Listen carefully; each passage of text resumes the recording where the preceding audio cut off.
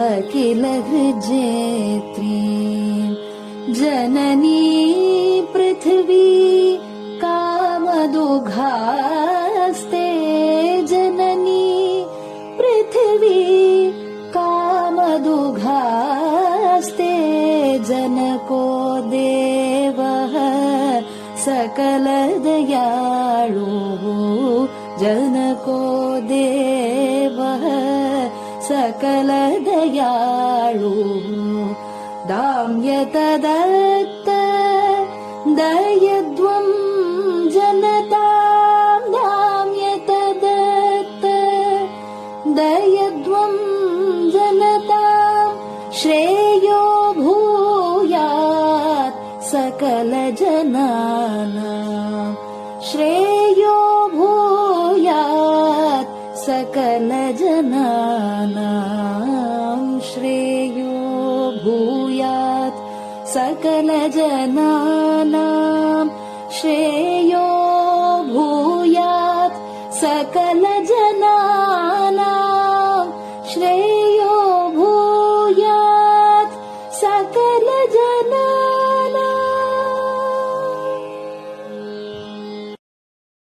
பெரிவாசரணம். மைத்ரீம் பஜத. பாடியவர் குமாரி சிவஸ்ரீ ஸ்கந்தபிரசாத். பெரிவா சரணம். வணக்கம். பெரிவா வானொலியின் காலை நிகழ்ச்சிகளுக்கு உங்களை அன்புடன் வரவேற்கிறோம். முதலில் பெரிவா சுப்பிரபாதம்.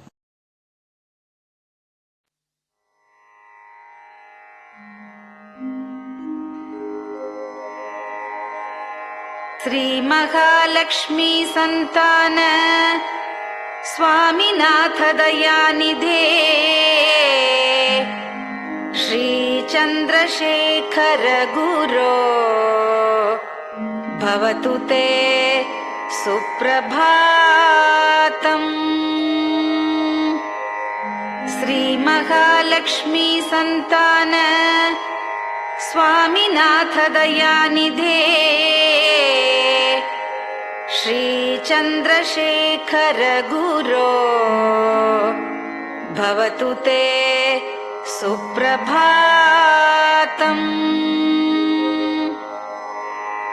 सुब्रह्मण्यार्य कुमार श्रुतिसारस्वरूपिणे भगवच्छंकराचार्य भवतु ते सुप्रभातम्. सुब्रह्मण्यार्य कुमार श्रुतिसारस्वरूपिणे भगवच्छंकराचार्य भवतु ते सुप्रभातम्. उत्तिष्ठ स्वाम्यधिष्ठानात् जगद्गुरु महाप्रभो कामकोटिमठेशाय भवतु ते सुप्रभातम्. उत्तिष्ठ स्वाम्यधिष्ठानात् जगद्गुरु महाप्रभो कामकोटिमठेशाय भवतु ते सुप्रभातम्. निर्गुणाय निर्मलाय मायातीतस्वरूपिणे आत्मविदां वरेण्याय भवतु ते सुप्रभातम्. निर्गुणाय निर्मलाय मायातीतस्वरूपिणे आत्मविदां वरेण्याय भवतु ते सुप्रभातम्. साधु संग समूहाय सर्वज्ञ सर्वसाक्षिणे सत्यधर्म शरीराय भवतु ते सुप्रभातम्। साधुसङ्गसमूहाय सर्वज्ञः सर्वसाक्षिणे सत्यधर्मशरीराय भवतु ते सुप्रभातम्। वेदशास्त्रसुरक्षार्थम् सन्न्यासतिलकान्विते शीघ्रमागच्छ भगवन् देहि मे दिव्यदर्शनम्। वेदशास्त्रसुरक्षार्थम् सन्न्यासतिलकान्विते शीघ्रमागच्छ भगवन् देहि मे दिव्यदर्शनम्। निराहारविनिद्राय निर्मोहाय निरञ्जन अप्राकृतशरीराय त्रैलोक्यं मङ्गलं कुरु। निराहारविनिद्राय निर्मोहाय निरञ्जन अप्राकृतशरीराय त्रैलोक्यं मङ्गलं कुरु। सम्पूर्णकल्याणगुण सच्चिदानन्दमद्गुरो अत्यद्भुतचरित्राय त्रैलोक्यं मङ्गलं कुरु। सम्पूर्णकल्याणगुण सच्चिदानन्दमद्गुरो अत्यद्भुतचरित्राय त्रैलोक्यं मङ्गलं कुरु। आदिमध्यान्तरहित चराचरमयान्विते अद्भुताय अशोकाय त्रैलोक्यं मङ्गलं कुरु। आदिमध्यान्तरहित चराचरमयान्विते अद्भुताय अशोकाय त्रैलोक्यं मङ्गलं कुरु। यस्य निःश्वसितं वेदाः शरीरं धर्ममेव च तस्य सद्गुरुवर्यस्य कीर्तिः वर्धतु वर्धतु। यस्य निःश्वसितं वेदाः शरीरं धर्ममेव च तस्य सद्गुरुवर्यस्य कीर्तिः वर्धतु वर्धतु।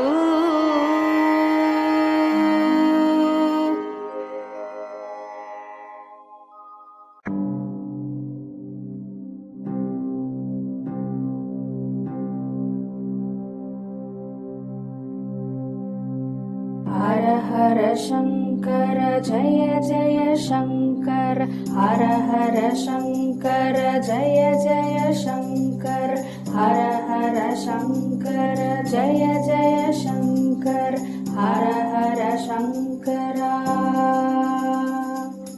हर हर शङ्कर जय जय शङ्कर हर हर शङ्कर जय जय शङ्कर हर हर शङ्कर जय जय शङ्कर।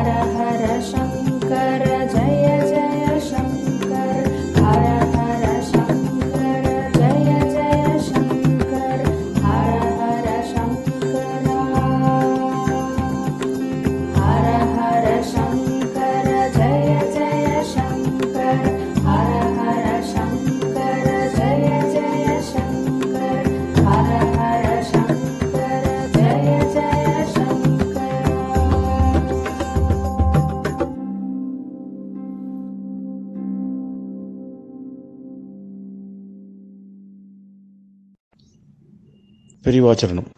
பெரியவா கராவலம்பம். பாடியவர் ஸ்ரீமதி லதா ஸ்ரீதரன் அவர்கள்.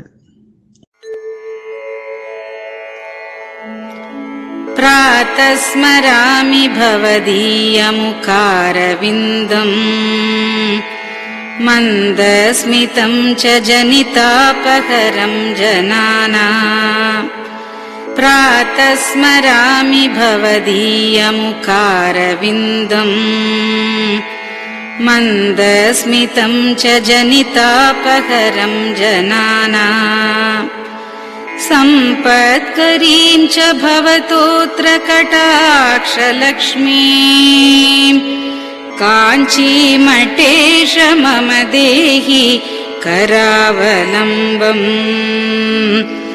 सम्पत्करीं च भवतोऽत्र कटाक्षलक्ष्मीम् काञ्चीमठेश मम देहि करावलम्बम् काञ्चीमठेश मम देहि करावलम्बम् काञ्चीमठेश मम देहि करावलम्बम् काञ्चीमठेश मम देहि करावलम्बम् प्रातः स्मरामि कलिदोषहराणि यानि हृद्यानि दिव्यमधुराणि मनोहराणि प्रातः स्मरामि कलिदोषहराणि यानि हृद्यानि दिव्यमधुराणि मनोहराणि वाक्यानि तेऽद्यवदनाम्बुजनिर्गतानि काञ्चीमठेश मम देहि करावलम्बम् वाक्यानि तेऽद्यवदनाम्बुजनिर्गतानि काञ्चीमठेश मम देहि करावलम्बम् काञ्चीमठेश मम देहि करावलम्बम् काञ्चीमठेश मम देहि करावलम्बम् काञ्चीमठेश मम देहि करावलम्बम् वक्षस्थलं विमलहेम समानवर्णम् भस्माङ्कितं जनमनोहर कुङ्कुमाक्तम्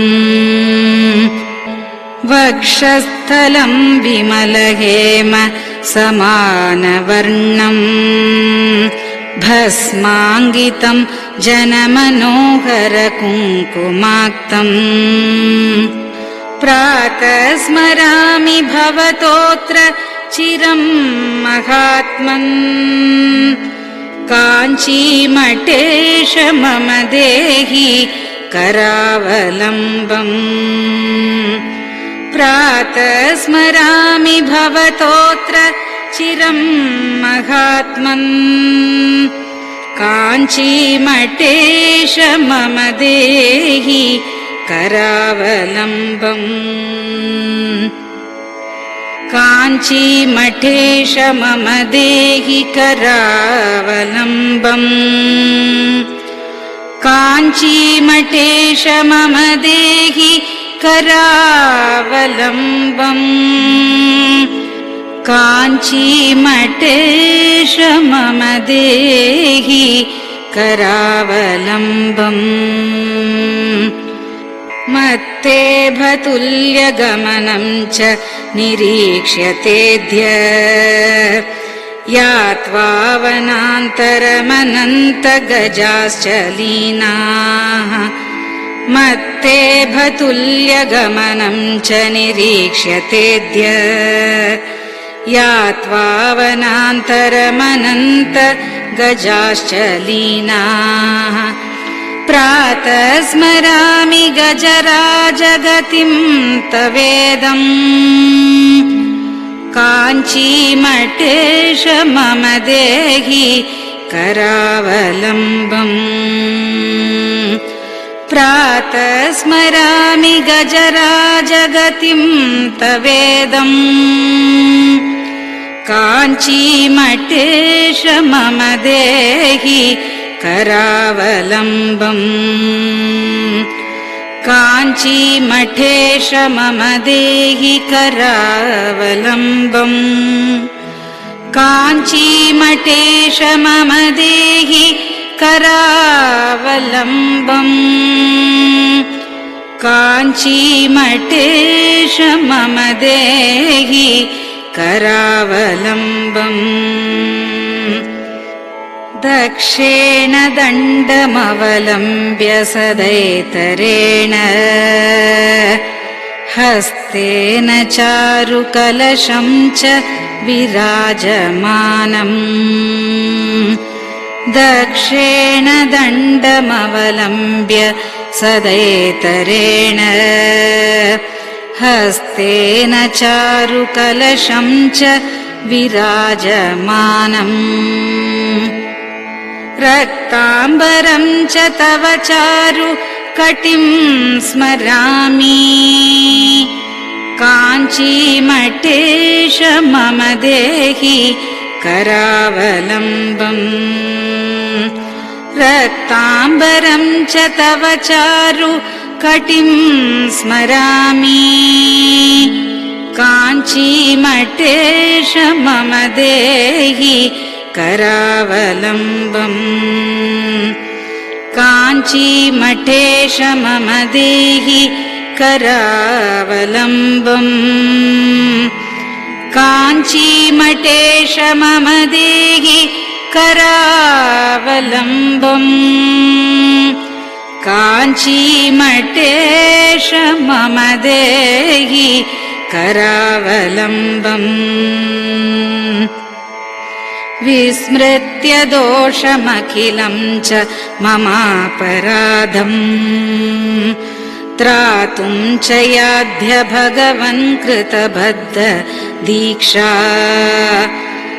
विस्मृत्य दोषमखिलं च ममापराधम् त्रातुं च याध्य भगवन् कृतबद्ध दीक्षा प्रातः स्मरामि यति पुङ्गवतेऽनुकम्पाम् काञ्चीमठेश मम देहि करावलम्बम् प्रातः स्मरामि यति पुङ्गवतेऽनुकम्पाम् काञ्चीमठेश मम देहि करावलम्बम् काञ्चीमठेश मम देहि करावलम्बम् काञ्चीमठेश मम देहि करावलम्बम् काञ्चीमठेश मम देहि करावलम्बम् प्रातः स्मरामि भवदीय पदारविन्दम् यस्मात् प्रयान्ति दुरितानि महान्ति तानि प्रातः स्मरामि भवदीय पदारविन्दम् यस्मात् प्रयान्ति दुरितानि महान्ति तानि आयान्ति तानि मुहुरुद्य सुमङ्गलानि काञ्चीमठेश मम देहि करावलम्बम् आयान्ति तानि मुहुरुद्य सुमङ्गलानि काञ्चीमठेश मम देहि करावलम्बम् काञ्चीमठेश मम देहि करावलम्बम् काञ्चीमठेश मम देहि करावलम्बम् काञ्चीमठेश मम देहि करावलम्बम् स्नानाश्च पानाश्च निषेवणाश्च ध्यानाश्च पापानिलयं प्रयान्ति स्नानाश्च पानाश्च निषेवणाश्च ध्यानाश्च पापानिलयं प्रयान्ति हे तीर्थपादानुसवं पदं ते तीर्थं च तीर्थीकरणं भजामि हे तीर्थपादानुसवं पदं ते तीर्थं च तीर्थीकरणं भजामि काञ्चीमठेश मम देहि करावलम्बम् काञ्चीमठेश मम देहि करावलम्बम्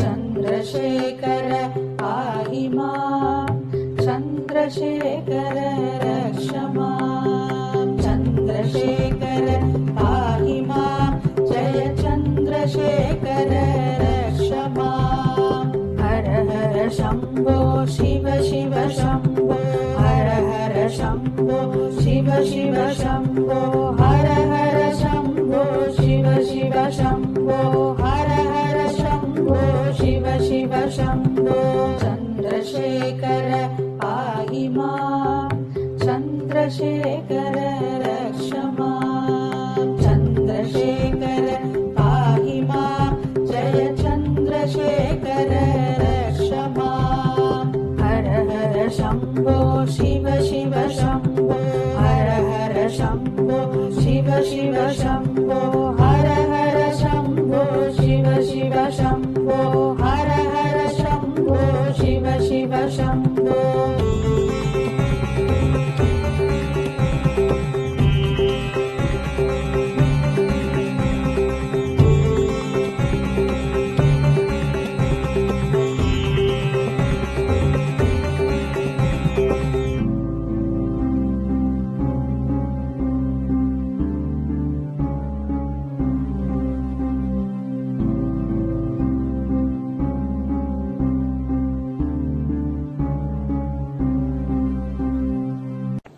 பெரியவா சரணம். பெரியவா வானொலி நேயர்களுக்காக இந்த கொரோனாங்கிற ஒரு கொடிய நோய் உலகை விட்டு போய் எல்லோரும் ஆரோக்கியமா சௌக்கியமா வாழறதுக்காக ஜெகத்குரு சங்கராச்சாரியர் ஸ்ரீ காஞ்சி காமகோடி பீடாதிபதி ஸ்ரீ சங்கர விஜயேந்திர சரஸ்வதி பாலபிரிவா இந்திராட்சி சிவகவச்சம் அப்படிங்கிற ஒரு ஸ்லோகத்தை பாராயணம் பண்ண சொல்லியிருக்கா. அதனால குரு ஆணைப்படி இந்த இந்திராட்சி சிவகவச்ச ஸ்லோகத்தை பெங்களூர் பசவங்குடி ஸ்ரீ சத்குரு வேத பாடசாலை அத்தியாபகர் பிரம்மஸ்ரீ டாக்டர் ஸ்ரீனிவாச சர்மா அவர்கள் தங்களோட மாணவர்களோட சொல்றத இப்ப பெரியவா வானொலியில ஒலிபரப்பப்படுறது. இத கேட்டாலே இது ஒலிக்கிற இடத்திலேருந்தே வியாதி முதலான சகல கஷ்டங்களும் போகும் அப்படின்னு மகாபெரிவாளும் சொல்லியிருக்கா, காஞ்சி ஆச்சாரியாலும் ஆணை பண்ணியிருக்கா. அதுபடி உங்களுக்கு இந்த இந்திராட்சி சிவகவச்ச ஸ்லோகம் வழங்கப்படுறது. பெரியவா சரணம். ஓம் ஸ்ரீ குருப்யோ நமஹ. ஹரிஹி ஓம். महागणपतये नमः। वाग्देव्यै नमः। मातृभ्यो नमः। पितृभ्यो नमः। आचार्येभ्यो नमः। अतिथिदेवताभ्यो नमः।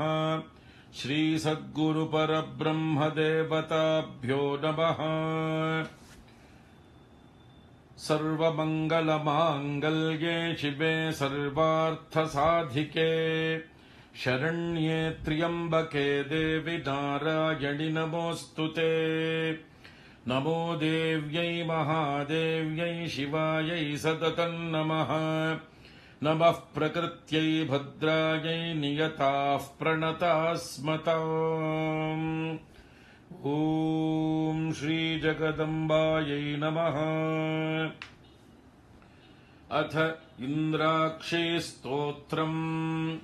ॐ अस्य श्री इन्द्राक्षी स्तोत्रमहामन्त्रस्य शचीपुरन्दर ऋषिः अनुष्टुप्छन्दः श्री इन्द्राक्षी देवता महालक्ष्मीर्बीजम् भुवनेश्वरी शक्तिः माहेश्वरी कीलकम् श्री इन्द्राक्षी देवी प्रसाद सिद्ध्यर्थे जपे विनियोगः।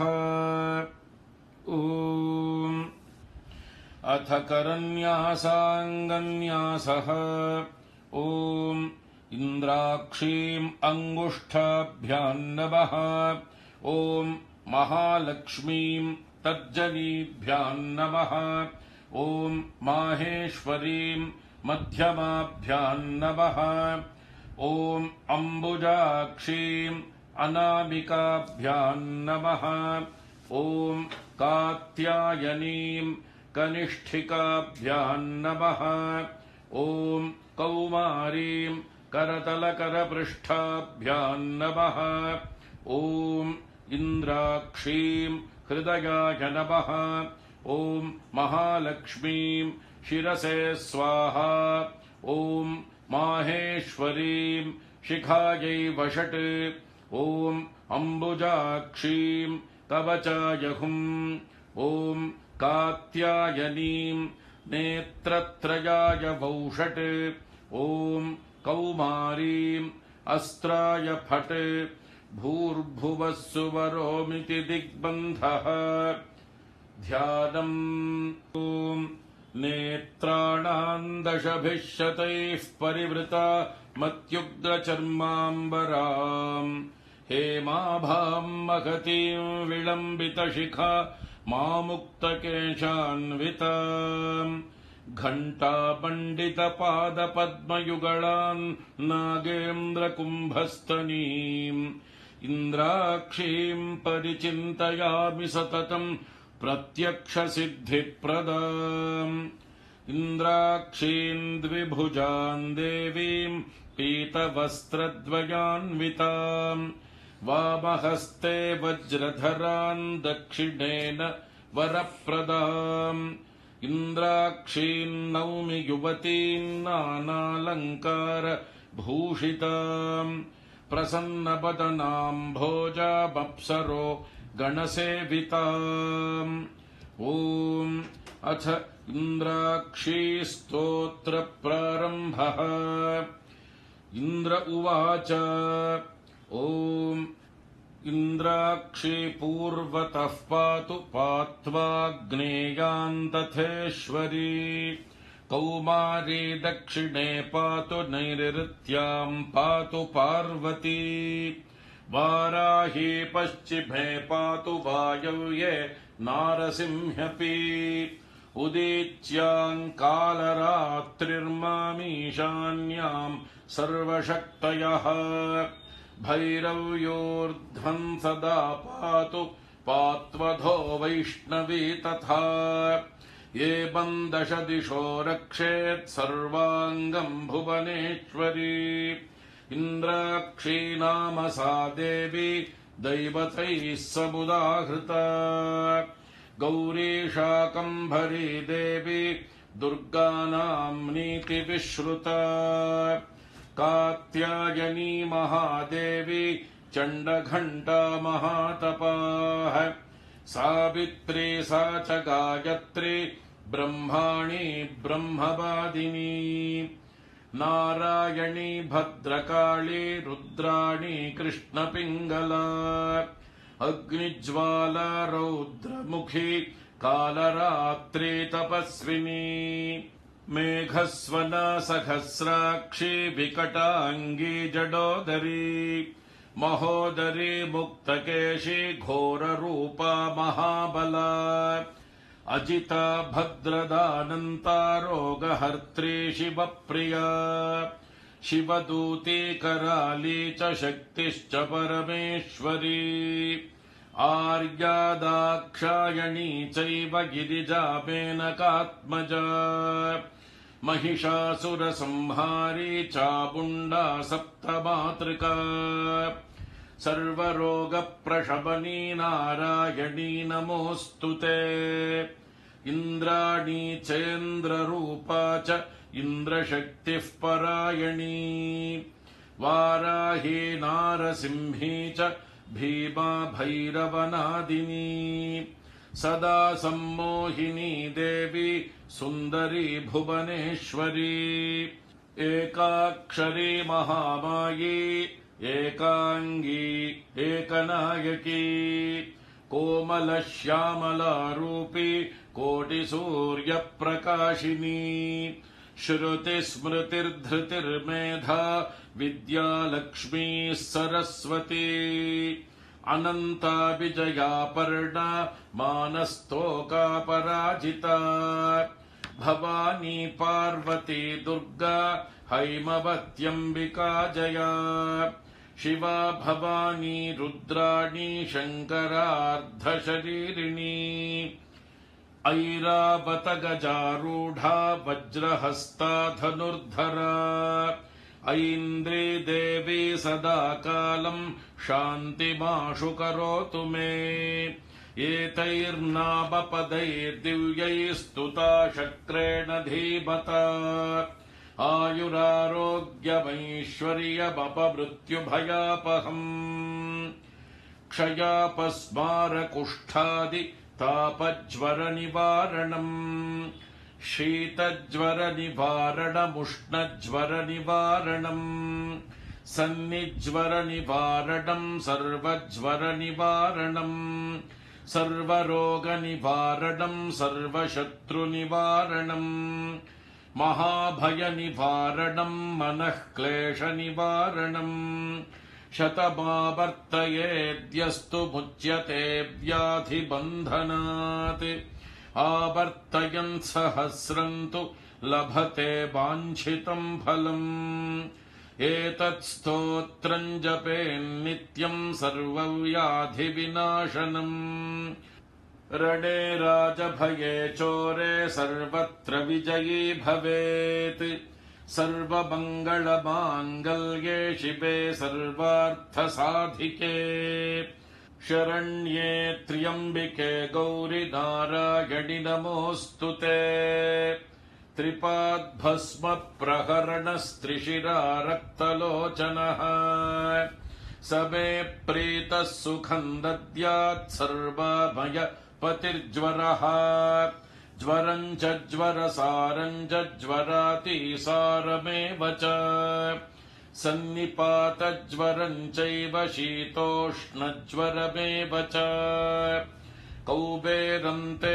मुखम् रौद्रम् नन्दिमन्नन्दिमावह ज्वरम् मृत्युभयम् घोरम् ज्वरम् नाशय मे ज्वर ॐ भस्मायुधाय विद्महे रक्तनेत्राय धीमहि तन्नो ज्वरहरः प्रचोदयात् ॐ ज्वरराजाय विद्महे त्रिशिरस्काय धीमहि तन्नस्त्रिपात् प्रचोदयात् मृत्योस्तुल्यम् त्रिलोकीम् ग्रसितुमतिरसान्निःसृताः किन्नु जिह्वाः किं वा कृष्णाङ्घ्रिपद्मद्युतिभिररुणिता विष्णुपद्याः पदव्यः प्राप्ताः सन्ध्याः स्मरारे स्वयमुत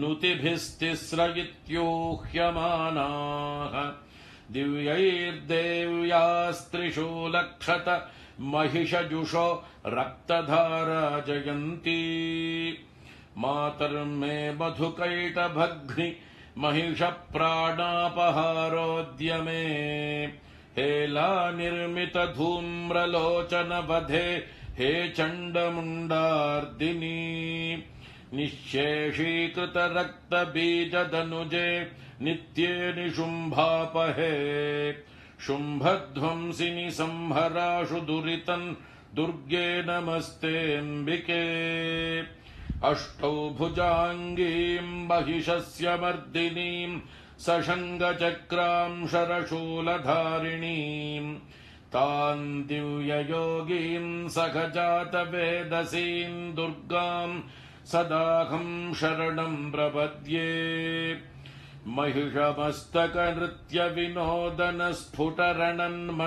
महिषमस्तकनृत्यविनोदनस्फुटरणन्मणिनूपुरमेखला जननरक्षणमोक्षविधायिनी जयतु शुम्भनिशुम्भनिषूदिनी ब्रह्माणी कमलेन्दुसौम्यवदना माहेश्वरी लीलया कौमारी रिपुदर्पणाशनकरी चक्रायुधा वैष्णवी वाराही घनघोर घर्घर मुखे दंष्ट्री च चक्रायुधा चामुण्डा गणनाथ रुद्रसहिता रक्षन्तु माम् मातरः उद्धतौ मधुकैटभौ महिषासुरन्तु निहत्यतम् धूम्रलोचन चण्डमुण्डक रक्तबीज मुखांश्च तान् दुष्टशुम्भनिशुम्भमर्दिनि नन्दितामरवन्दिते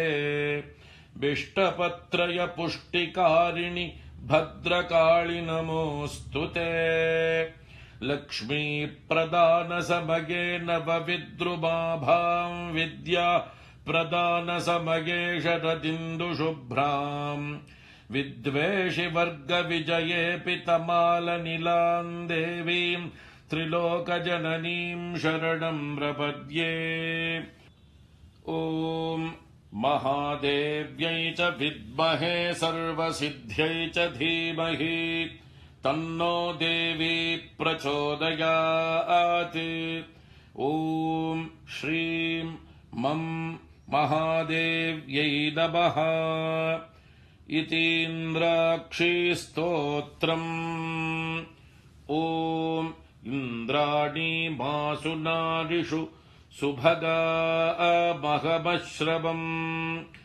नह्यस्य अपरञ्च न जरसा परते पतिर्विश्वस्मादिन्द्र उत्तरः ॐ इन्द्राणी मासु नारिषु सुपत्नी महमश्रवम् नह्यस्य अपरञ्च न जरसा परते पतिः ॐ श्री इन्द्राक्षी परमेश्वर्यै नमः ॐ शान्ति शान्ति शान्तिः हरिः ॐ ॐ श्रीगुरुभ्यो नमः हरिः ॐ महागणपतये नमः वाग्देव्यै नमः मातृभ्यो नमः पितृभ्यो नमः आचार्येभ्यो नमः अतिथिदेवताभ्यो नमः श्रीसद्गुरुपरब्रह्मदेवताभ्यो नमः ॐ अथ श्रीस्कान्दपुराणे ब्रह्मोत्तरखण्डस्थम् श्रीशिवकवचस्तोत्रम् ॐ वागर्थाविपसम्पृक्तौ वागर्थप्रतिपत्तये जगतः पितरौ वन्दे पार्वती परमेश्वरौ माता च पार्वती देवी पिता देवो महेश्वरः बान्धवा शिवभक्ताश्च स्वदेशो भुवनत्रयम् मृत्युञ्जयाय रुद्राय नीलकण्ठाय शम्भवे अमृतेशाय शर्वाय महादेवाय ते नमः। ॐ श्रीसाम्ब सदाशिव परब्रह्मदेवताभ्यो नमः। अस्य श्रीशिवकवचस्तोत्रमहामन्त्रस्य ऋषभयोगीश्वर ऋषिः अनुष्टुप् श्रीसाम्ब सदाशिवो देवता ह्रां बीजं ह्रीं शक्तिः ह्रूं कीलकम् श्रीसाम्ब सदाशिव प्रीत्यर्थे शिवकवचस्तोत्र जपे विनियोगः। अथ करन्यासः। ॐ नमो भगवते ज्वलज्ज्वालामालिने ॐ ह्रां सर्वज्ञशक्तिधाम्ने ईशानात्मने अङ्गुष्ठाभ्यां नमः। ॐ नमो भगवते ज्वलज्ज्वालामालिने ॐ नं ह्रीं नित्यतृप्तिधाम्ने तत्पुरुषात्मने तर्जनीभ्यां नमः। ॐ नमो भगवते ज्वलज्ज्वालामालिने ॐ मं ह्रूं अनादिबोध शक्तिधाम्ने अघोरात्मने मध्यमाभ्यां नमः। ॐ नमो भगवते ज्वलज्ज्वालामालिने ॐ शिं ह्रैं स्वतन्त्रशक्तिधाम्ने वामदेवात्मने अनामिकाभ्यां नमः। ॐ नमो भगवते ज्वलज्ज्वालामालिने ॐ वां ह्रौं नित्यमलुप्तशक्तिधाम्ने सद्योजातात्मने कनिष्ठिकाभ्यां नमः। ॐ नमो भगवते ज्वलज्ज्वालामालिने ॐ यं ह्रः अनन्तशक्तिधाम्ने सर्वात्मने करतलकरपृष्ठाभ्यां नमः। अथाङ्गन्यासः। ॐ नमो भगवते ज्वलज्ज्वालामालिने ॐ ह्रां सर्वज्ञशक्तिधाम्ने ईशानात्मने हृदयाय नमः। ॐ नमो भगवते ज्वलज्ज्वालामालिने ॐ नं ह्रीं नित्यतृप्तिधाम्ने तत्पुरुषात्मने शिरसे स्वाहा। ॐ नमो भगवते ज्वलज्ज्वालामालिने ॐ मं ह्रूं अनादिबोधशक्तिधाम्ने अघोरात्मने शिखायै वषट्। ॐ नमो भगवते ज्वलज्ज्वालामालिने ॐ शिं ह्रैं स्वतन्त्रशक्तिधाम्ने वामदेवात्मने कवचाय हुम्। ॐ नमो भगवते ज्वलज्ज्वालामालिने ॐ वां ह्रौं नित्यमलुप्तशक्तिधाम्ने सद्योजातात्मने नेत्रत्रयाय वौषट्। ॐ नमो भगवते ज्वलज्ज्वालामालिने ॐ यं ह्रः अनन्तशक्तिधाम्ने सर्वात्मने अस्त्राय फट्। भूर्भुवः सुवरोमिति दिग्बन्धः। ध्यानम् वज्रदंष्ट्रं त्रिनयनं कालकण्ठमरिन्दमम् सहस्रकरमत्युग्रं वन्दे शम्भुमुमापतिम्। अथापरं सर्वपुराणगुह्यं निःशेषपापौघहरं पवित्रम् जयप्रदं सर्वविपद्विमोचनं वक्ष्यामि शैवं कवचं हितायते। ऋषभयोगीश्वर उवाच नमस्कृत्वा महादेवं विश्वव्यापिनमीश्वरम् वक्ष्ये शिवमयं वर्म सर्वरक्षाकरन् नृणाम् शुचौ देशे समासीनो यथावत्कल्पितासनः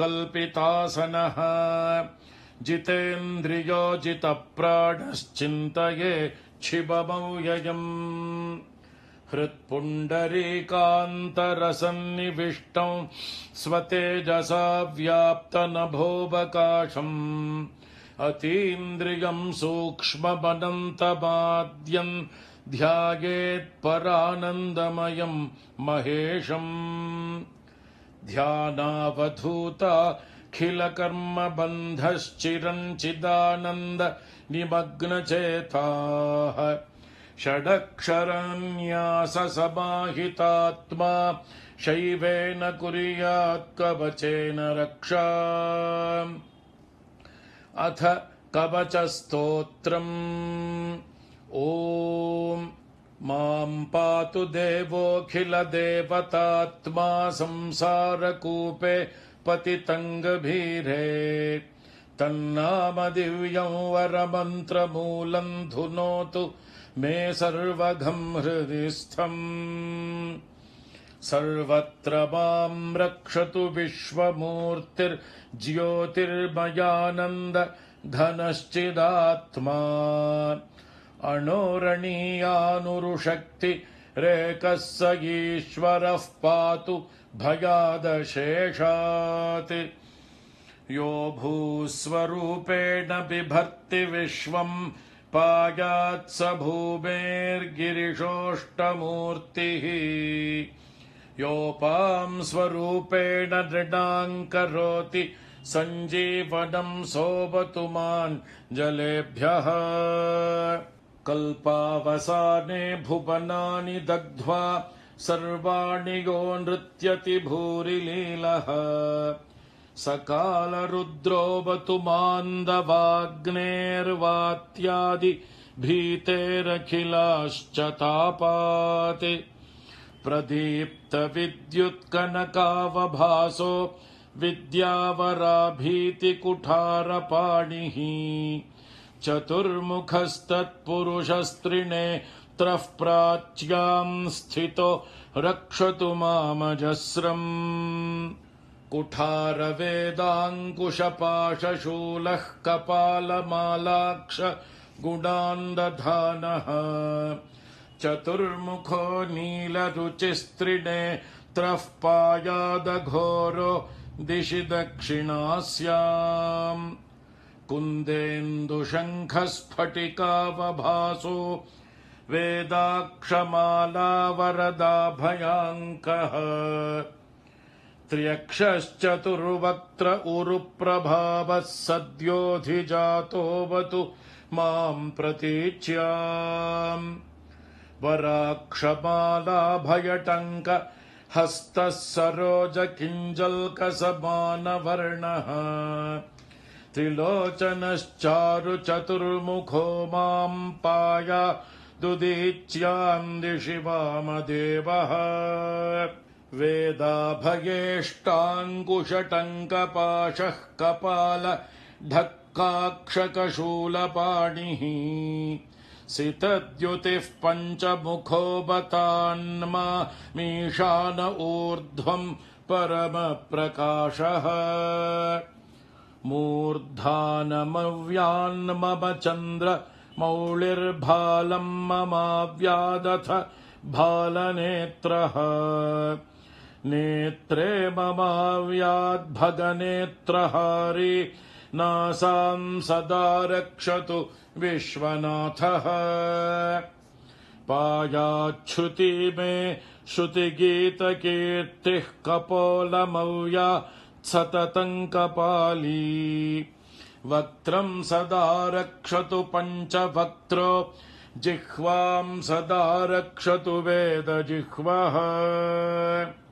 कण्ठं गिरीशोऽवतु नीलकण्ठः पाणिद्वयं पातु पिनाकपाणिः स्कन्धौर्षस्कन्धगतिश्च सोऽव्यात् पार्श्वद्वयम् पातु सुरासुरेशः दोर्मूलमव्यान्मम धर्मबाहुर्वक्षस्थलम् दक्षमखान्तको व्यात् ममोदरम् पातु गिरीन्द्रधन्वा मध्यम् ममाव्यान्मदनान्तकारी हेरम्बतातो मम पातु नाभिम् पायात् कटिन् धूर्जटिरीश्वरो मे स्मरारिरव्यान्मम गुह्यदेशम् पृष्ठम् सदा रक्षतु शूलपाणिः ऊरुद्वयम् पातु कुबेरमित्रो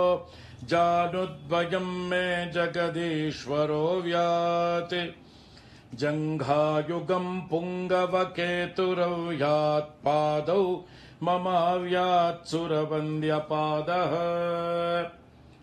महेश्वरः पातु दिनादिया मे माम् मध्ययामेवतु वामदेवः त्रिलोचनः पातु तृतीयया मे वृषध्वजः पातु दिनान्त्यया मे पायान्निषादौ शशिशेखरो माम् गङ्गाधरो रक्षतु मान्निशीथे गौरीपतिः पातु निशावसाने मृत्युञ्जयो रक्षतु सर्वकालम् अन्तःस्थितम् रक्षतु शङ्करो माम् स्थाणुः सदा पातु बहिःस्थितम् माम् तदन्तरे पातु पतिः पशूनाम् सदाशिवो रक्षतु माम् समन्तात् तिष्ठन्तमव्याद्भुवनैकनाथः पाया ध्वरजन्तम् प्रमथाधिनाथः वेदान्तवेद्योऽवतु मान्निषण्णम् मामव्ययः पातु शिवशयानम् मार्गेषु माम् रक्षतु नीलकण्ठः शैलादिदुर्गेषु पुरत्रयारिः अरण्यवासादिमहाप्रवासे पायान्मृगव्याधौदारशक्तिः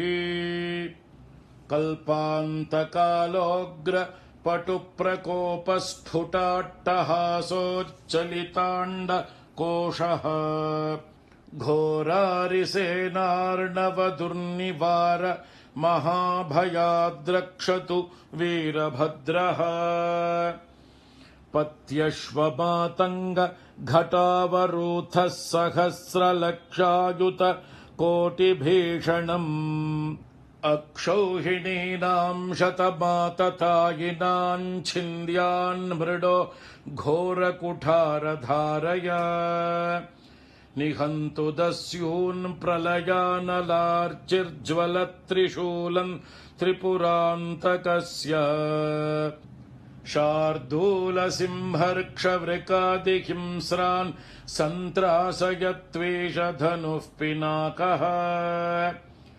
दुःस्वप्नदुःशकुनदुर्गतिदौर्मनस्य दुर्भिक्षदुर्व्यसन दुःसह दुर्यशांसि उत्पाततापविषभीति मसद्ग्रहार्तिं व्याधींश्च नाशयतु मे जगतामधीशः ॐ अथ सहस्राक्षरमन्त्रः ॐ नमो भगवते सदाशिवाय सकलतत्त्वात्मकाय सकलतत्त्वविदूराय सकललोकैककर्त्रे सकललोकैकभर्त्रे सकललोकैकसंहर्त्रे सकललोकैकगुरवे सकललोकैकसाक्षिणे सकलनिगमगुह्याय सकलवरप्रदाय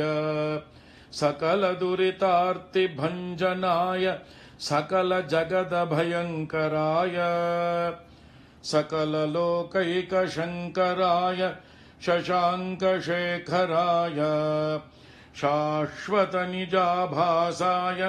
निर्गुणाय निरुपमाय निरूपाय निराभासाय निरामयाय निष्प्रपञ्चाय निष्कलङ्काय निर्द्वन्द्वाय निस्सङ्गाय निर्मलाय निर्गमाय नित्यरूपविभवाय निरुपमविभवाय निराधाराय नित्यशुद्धबुद्धपरिपूर्ण सच्चिदानन्दाद्वयाय परमशान्तप्रकाशाय तेजोरूपाय जय जय महारुद्र महारौद्र भद्रावतार दुःखदावदारुण महाभैरव कालभैरव कल्पान्तभैरव कपालमालाधर खट्वाङ्गखड्ग चर्मपाशाङ्कुशढमरुशूल चापबाणगदाशक्ति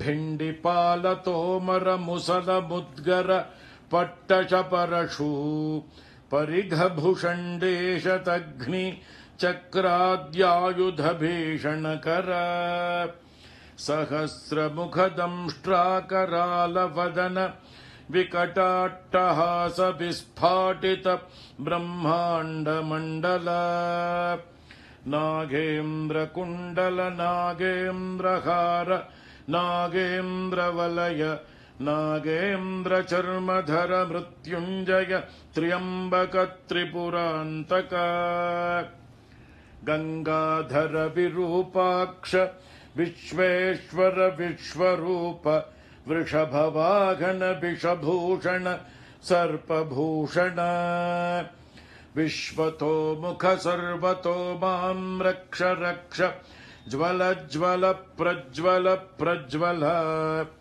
महामृत्युभयमपमृत्युभयन्नाशय नाशय रोगभयमुत्सादयोत्सादय विषसर्पभयं शमय शमय चोरान्मारय मारय मम शत्रूनुच्चाटयो चाटय शूलेन विदारय विदारय कुठारेण भिन्धि भिन्धि खड्गेन छिन्धि छिन्धि खट्वाङ्गेन विपोथय विपोथय मुसलेन निष्पेषय निष्पेषय बाणैः सन्ताडय सन्ताडय रक्षांसि भीषय भीषय भूतानि विद्रावय विद्रावय कूष्माण्डवेतालमारीगण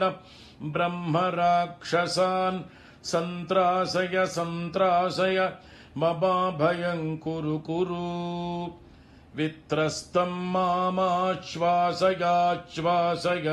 नरकभयान् मामुद्धारयोद्धारय सञ्जीवय सञ्जीवय क्षुतृष्णार्तं मामाप्याययाप्यायय दुःखातुरं मामानन्दयानन्दय शिवकवचेन मामाच्छादयाच्छादय हर हर मृत्युञ्जय त्र्यम्बक सदाशिव नमस्ते नमस्ते नमस्ते ॐ अथ फलश्रुतिः ऋषभयोगीश्वर उवाच इत्येतत्कवचं शैवं वरदं व्याहृतं मया सर्वबाधाप्रशमनं रहस्यं सर्वदेहिनां यः सदा धारयेन्मर्त्यश्चैवं कवचमुत्तमम् न तस्य जायते क्वापि भयं शम्भोरनुग्रहात् क्षीणायुर्मृत्युमापन्नो महारोगहतोऽपि वा सद्यः सुखमवाप्नोति दीर्घमायुश्च विन्दति सर्वदारिद्र्यशमनं सौमङ्गल्यविवर्धनम् यो धत्ते कवचं शैवं सदेवैरपि पूज्यते महापातकसङ्घातैर्मुच्यते चोपपातकैः देहान्ते शिवमाप्नोति शिवर्मानुभावतः त्वमपि श्रद्धया वत्स शैवं कवचमुत्तमम् धारयस्व मया दत्तं सद्यः श्रेयो ह्यवाप्स्यसि सूत उवाच इत्युक्त्वा ऋषभो योगी तस्मै पार्थिवसूनवे ददौ शङ्खं महारावं खड्गं चारिनिषूदनम् पुनश्च भस्म सम्मन्त्र्य तदङ्गं सर्वतो स्पृशत् गजानां 6,000 द्विगुणं च बलं ददौ भस्म प्रभावात् सम्प्राप्त बलैश्वर्यधृतिस्मृतिः स राजपुत्रः शरदर्क इव श्रिया तमाह प्राञ्जलिं भूयः स योगी राजनन्दनम् एष खड्गो मया दत्तस्तपो मन्त्रानुभावतः शितधारमिमं खड्गं यस्मै दर्शयसि स्फुटम् स सद्यो म्रियते शत्रुः साक्षान् मृत्युरपि स्वयम् अस्य शङ्खस्य निर्ह्रादं ये शृण्वन्ति तवाहिताः ते मूर्च्छिताः पतिष्यन्ति न्यस्तशास्त्र विचेतनाः खड्गशङ्खाभिमौ दिव्यौ परसैन्यविनाशिनौ आत्मसैन्यस्य पक्षाणां शौर्यतेजोभिवर्धनौ एतयोश्च प्रभावेन शैवेन कवचेन च 2,600 नागानां बलेन महतापि च भस्मधारणसामर्थ्याच्छत्रुसैन्यं विजेष्यसि प्राप्त्य सिंहासनं पित्र्यङ्गोप्तासि पृथिवीमिमाम् इति भद्रायुषं सम्यगनुशास्य समातृकम् ताभ्यां सम्पूजितः सोऽथ योगी स्वैरगतिर्ययौ इति श्रीस्कान्दपुराणे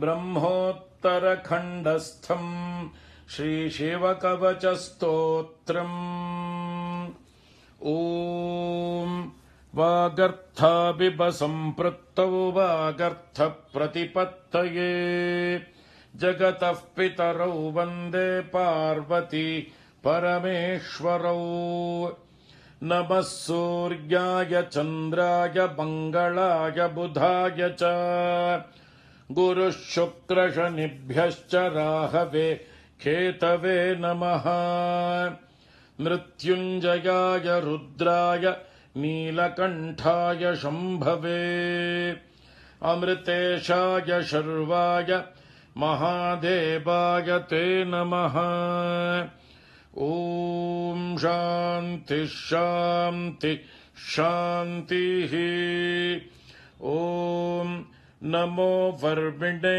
च वरुथिने च नमो बिल्बिने च कवचिने च नमः श्रुताय च श्रुत सेनाय च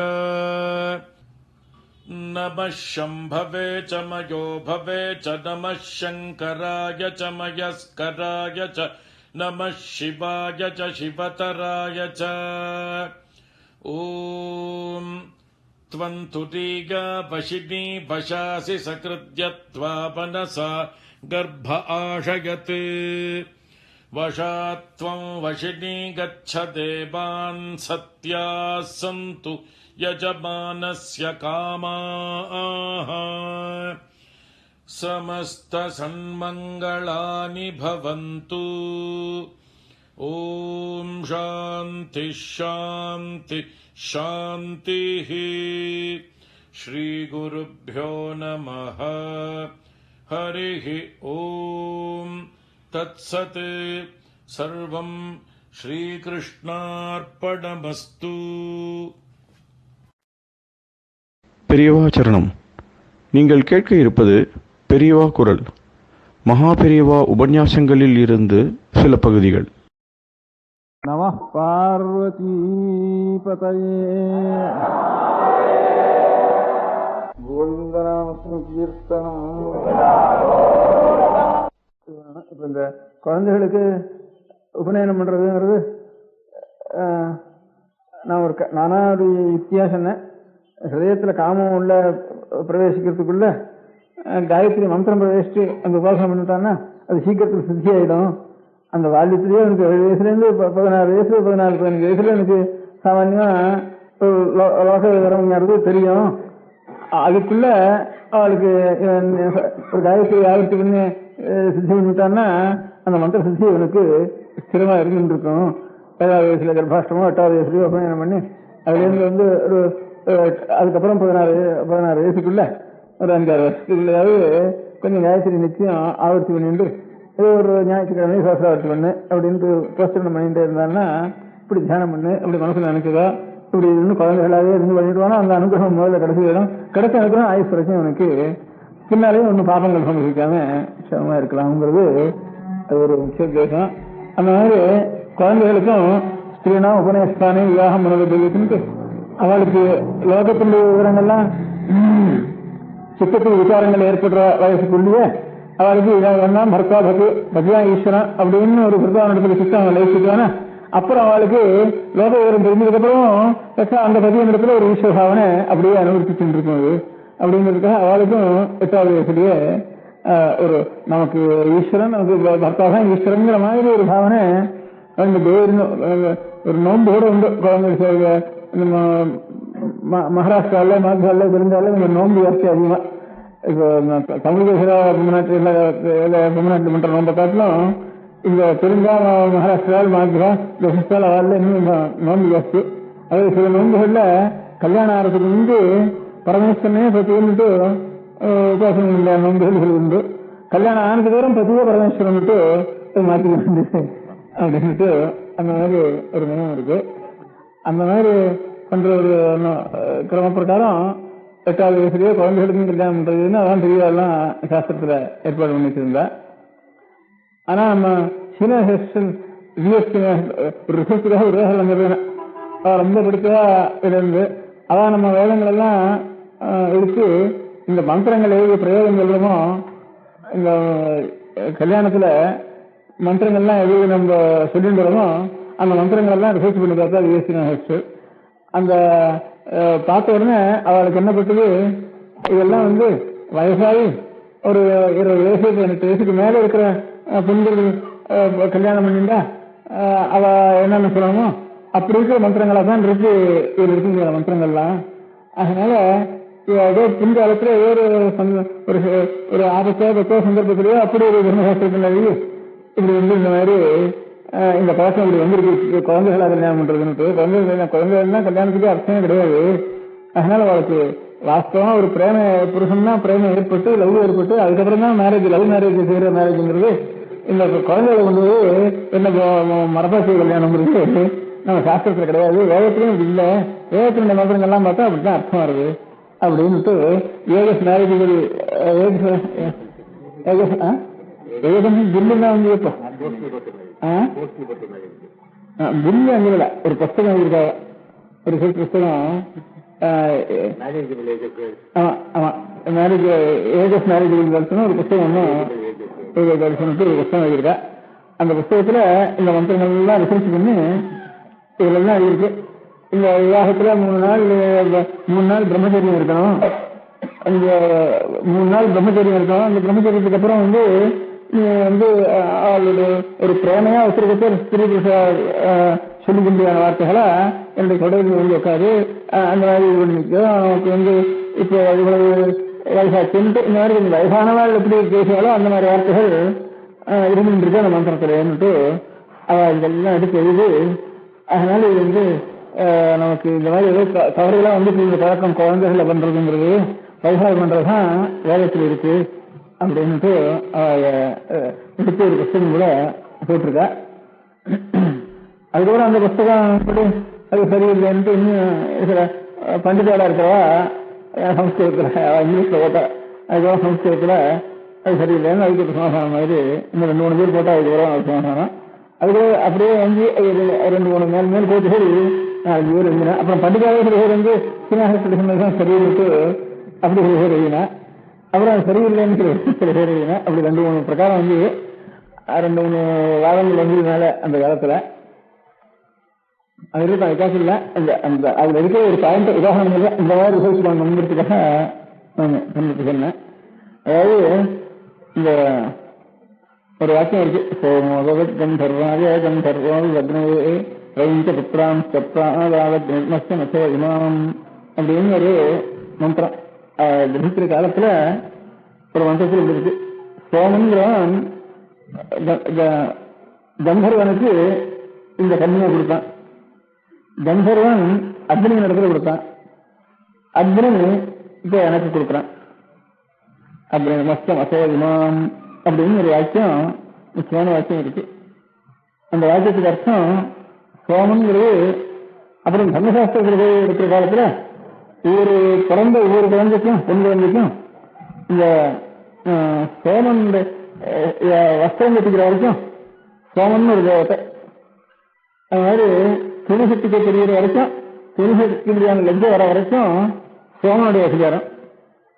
அந்த லஜ்ஜை வந்து ருசி வர வரைக்கும் கந்தர்வனுக்கு அதிகாரம். அந்த கந்தர்வனுக்கு அப்புறம் 3 வருஷம் வந்து அக்னிக்கு அதிகாரம். அந்த 3 வருஷத்துக்கு அப்புறம் தான் மனுஷனுக்கு அதிகாரம்.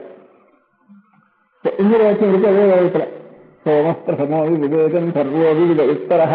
சோமம் வந்து முதல்ல கிரகிச்சுட்டான் அந்த கண்ணிய, அப்புறம் கந்தர்வன் கிரகிச்சுட்டான், அப்புறம் அக்னி கிரகிச்சுட்டான். திரியஸ்தோ மனுஷதாக மனுஷரா இருக்கிறதா 4வது அதிகாரம். அப்புறம் தர்மசாஸ்திரம் சொல்றப்போ சோமனுக்கு இந்த குழந்தை சோமன் கட்டிக்கிற வரைக்கும், அதுக்கப்புறம் அந்த துணி கட்டிக்கிற வரைக்கும், அதுக்கப்புறம் ருசி வர வரைக்கும் கந்தர்வனுக்கு அதிகாரம், அதுக்கப்புறம் அக்னிக்கு அதுக்கப்புறம் 3 வருஷத்துக்கு அதிகாரம், அதுக்கப்புறம் தான் இவனுக்கு அதிகாரம்னு தர்மசாஸ்திரத்தில் தனியா சொல்லிருக்கு. அது இந்த நேரத்துக்கு அதிகாரம்னு சொல்றப்ப வேத மந்திரத்துல 2 வேத மந்திரங்கள் இருக்கு. சோமஸ்பிரசமோதி வேதம் தர்வோதி வேத்திரன்னு சோமோதோகம் தர்வாய கந்தர்வோதி அக்னியே மந்திரா சப்ராமஸ்ய மசோ இமாம். அந்த அக்னி எனக்கு கொடுத்தாருன்னு இருக்கு.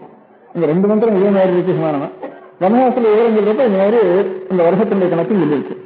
அதனால மனுஷன் விவாகம் பண்ணிக்க வேண்டியது திருப்தியாகி 3 வருஷத்துக்கு அப்புறம் தான் கல்யாணம் பண்ணிக்கணும். தவிர வேதத்தினுடைய 2 மந்திரத்தையும் அனுசரிச்சு அது தவிர தனித்தனியா வேத மந்திரங்கள்ல ஒருத்தர் பேசிக்க மந்திரங்களை பார்த்தோம்னா 3 நாள் பிரம்மச்சரியம் இருக்கணும், ஒருத்தருக்கு அப்போ காமத்திற்கு ஏற்படக்கூடாது, அதுக்கப்புறம் நீ வந்து என்னுடைய தொழில் உட்கார்ந்து பிரார்த்திக்கணும், அதுக்கு வேதத்தெல்லாம் அனுகிரகம் பண்ணணும், இந்த சாம்பத்தி சரியா இருக்கணும்னு சொல்லணும்.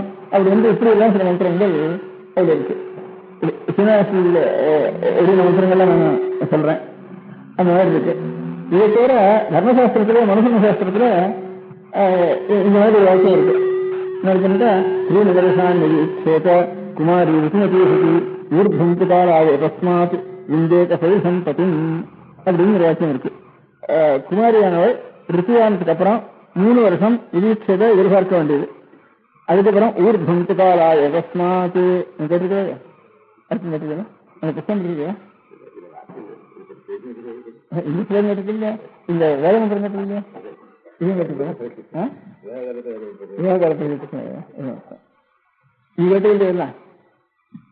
நீ கேட்டீங்க உனக்கு கையில் இருக்கு இல்லையா? இந்த வாதங்கள்லாம் கையில் இருக்கு இல்லையா? சரி சரி. त्रीणि वर्षान् विजिक्षेत कुमारी ऋतुमतीसति ஊர்தந்தகாலாக தஸ்மாத் விந்தேக சௌரிசம் பத்தின். குமாரியானவள் ரித்துமதியாகி 3 வருஷம் எதிர்பார்க்க வேண்டியது. அதுக்கப்புறம் தனக்கு தனக்கு தகுந்த பத்திய அதுக்கப்புறம் அடைய வேண்டியது அப்படின்ட்டு அதுல ஒரு வாக்கியம் இருக்கு. அதனால இவ்வளவு வாக்கியம் வந்து இந்த 2 வேத வாக்கியம், இந்த 2 வேத வாக்கியத்துக்கு சோமன்னா என்ன, கந்தர்வன்னா என்ன, வேணும்னா அவளுக்கு எத்தனை வருஷம் அதிகாரங்கிறது அதை விவரணம் பண்ண முடியாது இன்னொரு வாக்கியம்.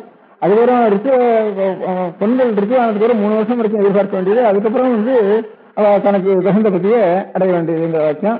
இவ்வளவும் வேதம் ஸ்மிருதி அவ்வளவும் சேர்ந்து ஐக்கியம்சமா ஒரே அபிப்பிராயம் இருக்கு. அதனால இந்த இங்கே இந்த இவா குழுக்கால் முதல்ல நம்ம தேசத்துக்கு வர காலத்துல அதான் அப்ப கொஞ்சம் தர்மம் நியாயம் வச்சுட்டு இருந்தா, கொஞ்சம் அக்கிரமம் பண்ற சமயத்துல கூட கொஞ்சம் பொட்டு கட்டிட்டா அந்த பொண்ணை போடுறது இல்லைன்னு வச்சுட்டு இருந்தாலும். அதனால எல்லாருமே சின்ன குழந்தையா இருக்கிறப்போ பொட்டு கட்டிட்டா நமக்கு இந்த குழந்தைக்கு ஆபத்து இல்லாம இருக்கும் அப்படிங்கிறதுக்காக பயந்து அப்போ குழந்தையில பொட்டு கட்டினாள் அப்படிங்கிறது. அதனால தர்மசாஸ்திரத்திலேயே இல்ல, இதுலயே இல்ல, வேதத்திலேயே என்ன ஸ்பஷ்டமா இருக்கு. அதனால இந்த பழக்கமா நமக்கு வந்திருக்கு. இந்த பழக்கம் எப்போ வந்துன்னு கேட்டா இந்த மாதிரி திருக்கோள் ஒரு 700 வருஷமா நம்ம தேசத்துக்கு வந்த காலத்துல, அப்ப ஆரம்ப காலத்துல இன்னும் தர்ம நியாயமா இருந்திருக்காவா இது தேவங்களுக்கு. அந்த காலத்துல தர்ம நியாயமா இருக்கிற காலத்துல பொட்டு கட்டிட்டு அப்புறம் சொல்ல வேண்டாம் அந்த பொண்ணு அப்படின்னு வச்சிருந்தா பொட்டு கட்டாத கொண்டு போய் இருக்கும் அப்படின்ட்டு வச்சுட்டு இருந்ததுக்காக இந்த கல்யாணம் இப்படி இருந்தது அப்படின்னுட்டு ஒரு தீர்மானம் பண்ணி அனுசரிச்சு இன்னைக்கும் அந்த அபிப்பிராயம் தான் இருக்கு. அதைத்தான் ஆதாரமா வச்சிருந்து 2 சபை நம்ம சிவசாமி இருவாள், சுந்தரம் இருவாள், கிருஷ்ணாமி இருவாள், எம்ரங்காச்சாரியர் இவன் 4 பேரும் இருந்து மைசூர் மகாராஜா, திருவாங்கூர் மகாராஜா அவரிடத்துல நிறைய பணமும் வாங்கி ஏழு பணத்தை போட்டு காஞ்சிபுரத்தில் ஒரு பெரிய சபை, திருவிழாத்தில் ஒரு பெரிய சபை, 2 சபை நடத்தினான். அந்த 2 சபை நடத்துறதையும் இப்படிதான் தீர்மானம் பண்ணி 2 புத்தகம் போட்டிருக்கா. வித்வான்களோட அபிப்பிராயங்கள்லாம் இதுன்னுட்டு அதை வச்சிருந்தா இது சாரதாசத்தை வந்த காலத்துல நாங்கெல்லாம்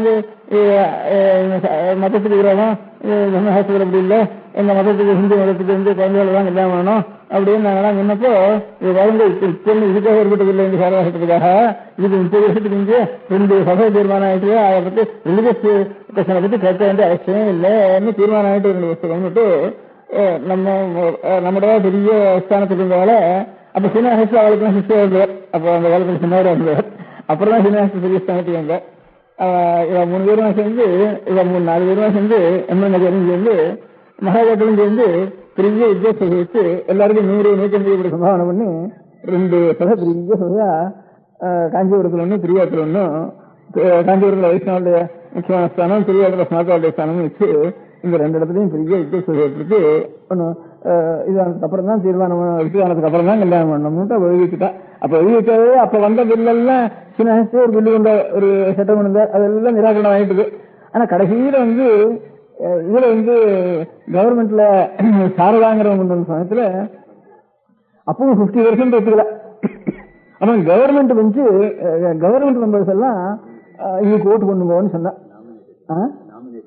நாமினேட்டட் மெம்பர்ஸ் எல்லாம் கவர்மெண்ட்ல இந்த காங்கிரஸ்கார வகுப்பு கொடுத்துறாங்கிறதுக்காக காங்கிரஸ்காரருக்கு ராஜ்யம் தான் கொடுக்க மாட்டேங்கிறோம், இந்த மதத்தையாவது எடுக்கிறதுக்கு அவ இஷ்டப்படி நம்ம சேர்ந்துருவோம்னுட்டு கவர்மெண்ட் கொஞ்சம் போனா போது மதம் தானே வருது, இது கொஞ்சம் திருப்தி பண்ணுவோம், உங்க சோசியல் பிரசாரத்துக்கு நாங்க சகாயம் பண்ணிட்டோம் பாருன்னுட்டு காங்கிரஸ்காரங்களுக்கு செலவு பண்ணுவோம்னுட்டு உயர் இலைங்களை அப்படின்னு சொல்லுவோம்னு நினைச்சிட்டு இந்த நாமினேட்டட் மெம்பர்ஸுடைய பலம் போட்டு தான் அன்னைக்கு பாஸ் ஆச்சு. அதுலயும் பாக்கி அப்பவும் பாஸ் ஆகல. அதுக்கு சீனிவாசில் இந்த புத்தகத்தையும் எழுதி 2 சபையும் கூட்டி அதுக்கு ஒரு 2 பேரும் சொல்ல குன்னிங்கர் இந்த பில்லு ஆக்ட் என்ன இருந்தாலும் கடைசியில மூட நம்பிக்கை தான் இருந்து இருக்கும். கடைசியில் கவர்மெண்ட்டுடைய பலத்தை வச்சுட்டு அப்ப பாஸ் ஆச்சு.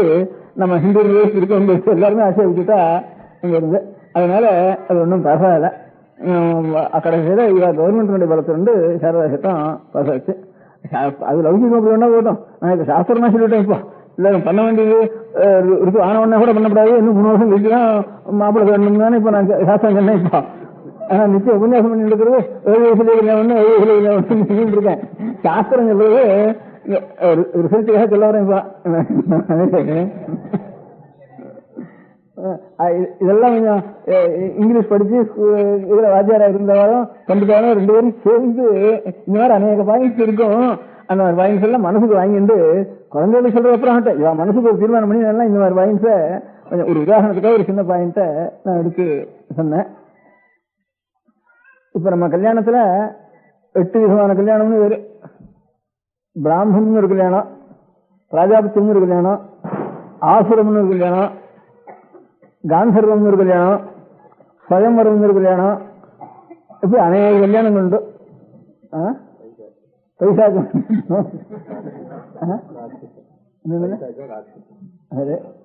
ஆசுரத்தை ஆசுரம் வேற, ஆசுரம் ராட்சசம் பைசாக்கம் 3 தானே.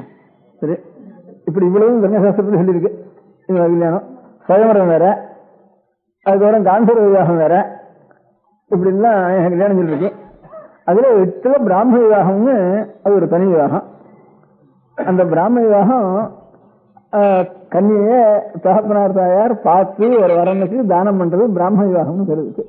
இவ்வளவு நம்ம அந்தந்த அதிகாரிகளுக்கு இந்த பிராமணர்களுக்கு சுயமரம் கிடையாது, சத்திரியாளுக்கு சுயமரம் உண்டு. அந்த மாதிரி பாக்கி இருக்கக்கூடிய வருணத்துக்கும் காந்தர்வம் உண்டு. இன்னொன்று வருணத்துக்கு இன்னொன்று விவாகம்னு பிரிச்சிருக்கு.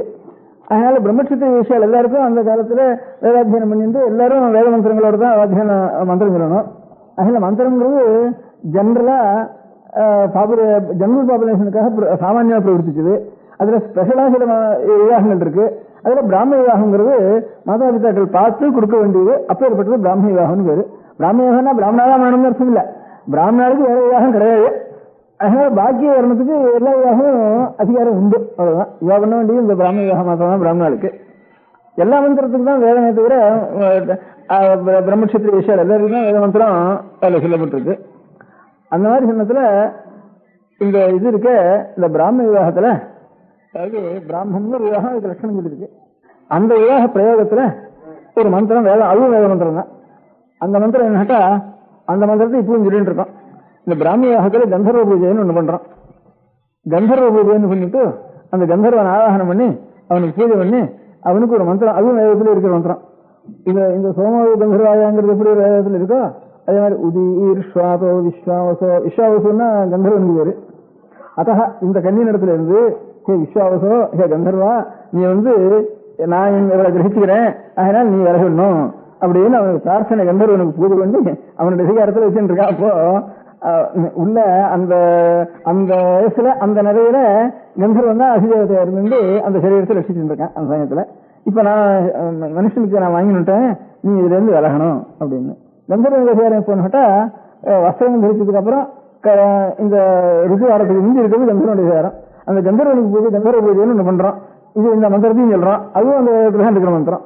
அதனால பிராம விவாகத்துக்காக ஏற்பட்ட மந்திரத்துக்கு இதெல்லாம் ரிலவெண்ட் அப்படின்னு அர்த்தம் வருது நமக்கு. இப்போ ரெண்டாவது இந்த திருநிவர்ஷாநிதி சேத குமாரி இருமதிங்கிறதுக்கு என்ன அர்த்தம்னா, தானா பெண்கள் நான் என்ன கல்யாணம் பண்ணிக்கிறேன்னு அவக்கூடாது. தாரா பிதிர்காயத்துன்னு சீதை சொல்றது கூட ராமாயணத்துல எனக்கு அப்பா பண்ணி வச்ச பொண்ணு அப்படின்னு கல்யாணம் பண்ணி வச்சது அப்படிங்கிறது அவ்வளவு கௌரவம் இருக்கு. அதனால நானா இங்கே கல்யாணம் பண்ணிட்டேன்னா எனக்கு கூட அவ்வளவு பிரேமம் இருக்காது. அப்பா எனக்கு பார்த்து பண்ணி வச்ச ஒரு விவாகமானத்தினால அப்படி இருக்குதுன்னா அகஸ்திய ஆசிரமத்துல அந்த அத்திரி ஆசிரமத்துல ராமன் போற காலத்துல சீதை அனசூய இடத்துல செஞ்சுட்டு இருக்கிற காலத்துல இப்ப ராமாயணத்துலாம் சொல்றாரு அந்த மாதிரி அந்த மாதிரி சொல்றான்ட்டு இந்த மாதிரி விவாகத்தை சரியா அப்புறம் சத்திரியாலும் இந்த மாதிரி விவாகம் பண்ணிக்கலாம். அந்த மாதிரி இருக்க முடியாத காலத்துல எல்லாருக்கும் பொதுவா இருக்கிறதுனால இந்த பிராம விவாகத்துக்கு உதீஸ்வாச விஸ்வாசம்னு விஸ்வாசுக்கு கந்தர்வனுடைய அதிகார காலத்துல தான் பண்ணணும். அது எப்போன்னு கேட்டா குழந்தை வஸ்திரம் தெரிச்சதுக்கு அப்புறம் ருத்துவாரத்துக்குள்ள பண்ணணும். அதே கௌதம தர்மசூத்திரம்னு ஒவ்வொரு சூத்திரங்கள் பண்ணிருக்காங்கன்னு சொல்றப்ப ஒவ்வொரு பிரதானம் பிராகிருத்தோ, கன்னியாதானம்ங்கிறது ருத்துவுக்கு வந்து தானம் பண்ணிடணும் அப்படின்ட்டு சொல்லியிருக்கு. இந்த இது இருக்க அவ தானா கல்யாணம் பண்ணிக்கூடாது குழந்தைகள். அதனால அவ பெரியவக அவளை பிதாவோ அல்லது பிராதாவோ இவ 2 பேரும் தான் இருந்து ஒரு இதுக்கு கொடுக்கணும். அப்படி பிதாவும் கவனிக்கல, அநேக இது அப்படி இருக்கு. அவன் ஏதாவது அசடா இருக்கான், கவனிக்கல, வேற ஏதாவது தன்னை கவனிக்கல, நாதியும் இல்லை அப்படின்னு இருந்தா என்ன பண்றது அப்படின்றது தானே. அப்பவும் தான் ஆறாலும் தன்னை பண்ணி கொடுக்குறாளான்னு உறுதியாக 3 வருஷம் வரைக்கும் வீட்டு பிரதிஷ்டை பண்ணிட்டு இருக்கணும். அது எல்லா வருடத்துக்கும் தான், இந்த வருடத்துக்கு 3 மாசம் இல்லை. அப்ப அதுதான் திருநிவர்ஷம் நிதி சேத குமாரி இருக்குன்னு தன்னை இன்னொருத்தர் கொடுக்குற இதாக கொடுக்கணும். அதுக்குள்ள கூட தானா கூட ஆயிட்டா கூட தானா ஒன்றும் பிரவர்த்திச்சு இது பண்ணக்கூடாது. அப்போ அவளுக்கு தோஷம் கிடையாது. இன்னொரு கொடுக்காதனால கொஞ்சம் நாளாயிட்டு தானே அப்போ தோஷம் கிடையாதுன்னுட்டு அது சொல்லிருக்கே தவிர இவ கொடுக்கறதா இவ இந்த காலத்துல தான் அவளுக்கு பண்ணியாகணும் இவ விவாகம் பண்றது அப்படின்ட்டு இந்த மாதிரி ஒண்ணுக்கொன்னும் இருக்கிற இது. அந்த மாதிரி காந்தர்வம் அந்த விவாகம் கிரமமாசனமான ஆசிரம் அந்த விவாகங்களுக்கு கிரமமாகவே இந்த துரியஸ்தே மனுஷியாகனா 3 அதிகாரத்துக்கு அப்புறம் 4வது மனுஷனுடைய அதிகாரம் அப்படின்னு சொல்லிக்கலாம். அதனால இது புதுசா இல்லை. இது சீட்டுக்கே இத்தனை வயசு தான் கல்யாணம் ஆச்சு, அவளுக்கு இத்தனை வருஷம் கல்யாணம் பண்ணினா அப்படின்னுட்டு இன்னும் அந்த இதுலயே உபனிஷத்துல வரப்போ ருக்கு ஆகாத தன்னுடைய சம்சாரத்தோட கூட வந்து 60 வருஷம் அப்படின்னுட்டுலாம் இருக்கு சில இடங்கள்ல. இங்கே கல்யாணம் நடந்திருக்குங்கிறதுக்கு ஒரு அர்த்தம் இருக்கு. பண்ண வேண்டிய விஷயம் முதல்ல இந்த வேத மந்திரத்துக்கு கந்தர்வனை விலக சொல்ல முடியாத விவாக மந்திரத்துல கந்தர்வனை விலக முடியாத விவாக மந்திரமே ஒண்ணு இருக்கு அப்படின்ட்டு இந்த மாதிரி ஒரு மந்திர ஒரு அர்த்தங்கள் எல்லாம் கொஞ்சம் கம்பேரிட்டிவா பார்த்து முதல்ல பார்த்தோம்னா ரொம்ப பயமா இருக்கு. ஆட்சேபம் அதுக்கப்புறம் இப்படி நம்ம சமாதானப்படுத்தி சொல்லணும். அதனால பிராமண விவாகத்துல இந்த மாதிரி 7 வயசு 8 வயசுக்குள்ளேயே அவளுக்கு லோக விவகாரங்கள்லாம் தெரியறதுக்கு முன்பே அவளுக்கு பத்தி பக்தின்னு விட்டு பத்தி இடத்துல பக்தியா இருக்கணும்னு தெரிஞ்சுட்டோம்னா அதுக்கப்புறம் பின்னால வந்து எந்த காலத்துலயும் அதே பக்தியானது அவளை அனுசரிக்கும் அப்படிங்கிறதெல்லாம் சாஸ்திரம். அந்த மாதிரி நம்ம குழந்தைகளுக்கு கொஞ்சம் கொஞ்சமா இதெல்லாம் அடியோட போயிட்டு ஒண்ணுமே தெரியல, நமக்கு பெரியவாளுக்கு தெரியல, குழந்தைகளுக்கு தெரியல, அப்படி இருக்கு. அதனால ஒரு ஆர்கனைசேஷனாவது நமக்கு இருந்ததுன்னா அந்த குழந்தை காலத்துல இந்த ஐடியாக்கெல்லாம் கொஞ்சம் கொஞ்சமா நம்ம சொல்லி அது லோகத்துல எல்லாருக்கும் கொஞ்சம் பரவ முடியாது செய்யுது. நம்ம கல்ச்சர் என்னதுங்கிறத என்ன லெக்சர்னாலையும் புத்தகத்தினாலையும் ஒன்றும் நமக்கு தீர்மானம் பண்ண முடியாது.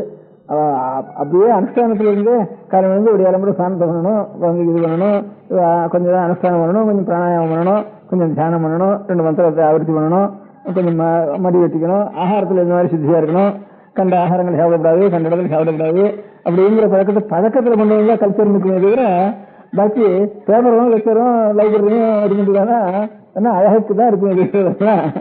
வாஸ்தவமான கல்ச்சர் ரசிக்கப்படுறதுன்னு சொல்ல முடியாது. அந்த மாதிரி இப்ப இருக்கிற அடுத்த தலைமுறைக்கு நம்ம கல்ச்சர் விருத்தி ஆகணும்னா இருக்கணும்னா விருத்தியோட அப்புறம் கொஞ்சம் இருக்கணும்னா இதே சில குழந்தைகளாவது எடுத்து கொஞ்சம் அனுஷ்டானத்துக்கு நம்ம கொண்டு வரணும். அவ ஒரு முறையில பேசிக் ஸ்கூல்னுட்டு அவ ஒரு அனுஷ்டானத்துக்கு கொண்டு வந்துட்டு இருக்கா. அதுல வந்து அவ ஒரு பழக்கத்துக்கு எல்லாம் நேரம் பழகணும்னுட்டு அது இருக்கட்டும். நம்ம கல்ச்சர் ஹிந்து கல்ச்சர் இருந்தாலும் அதை ரசிக்கிறதுக்கு நாம் இந்த மாதிரி அனுஷ்டானத்திலேயே தான் நாமும் கொண்டு வரணும். அதுக்கு சக்தியாவது நம்ம செலவிக்கிறது ரொம்ப பெரிய அறிவும் இல்லை.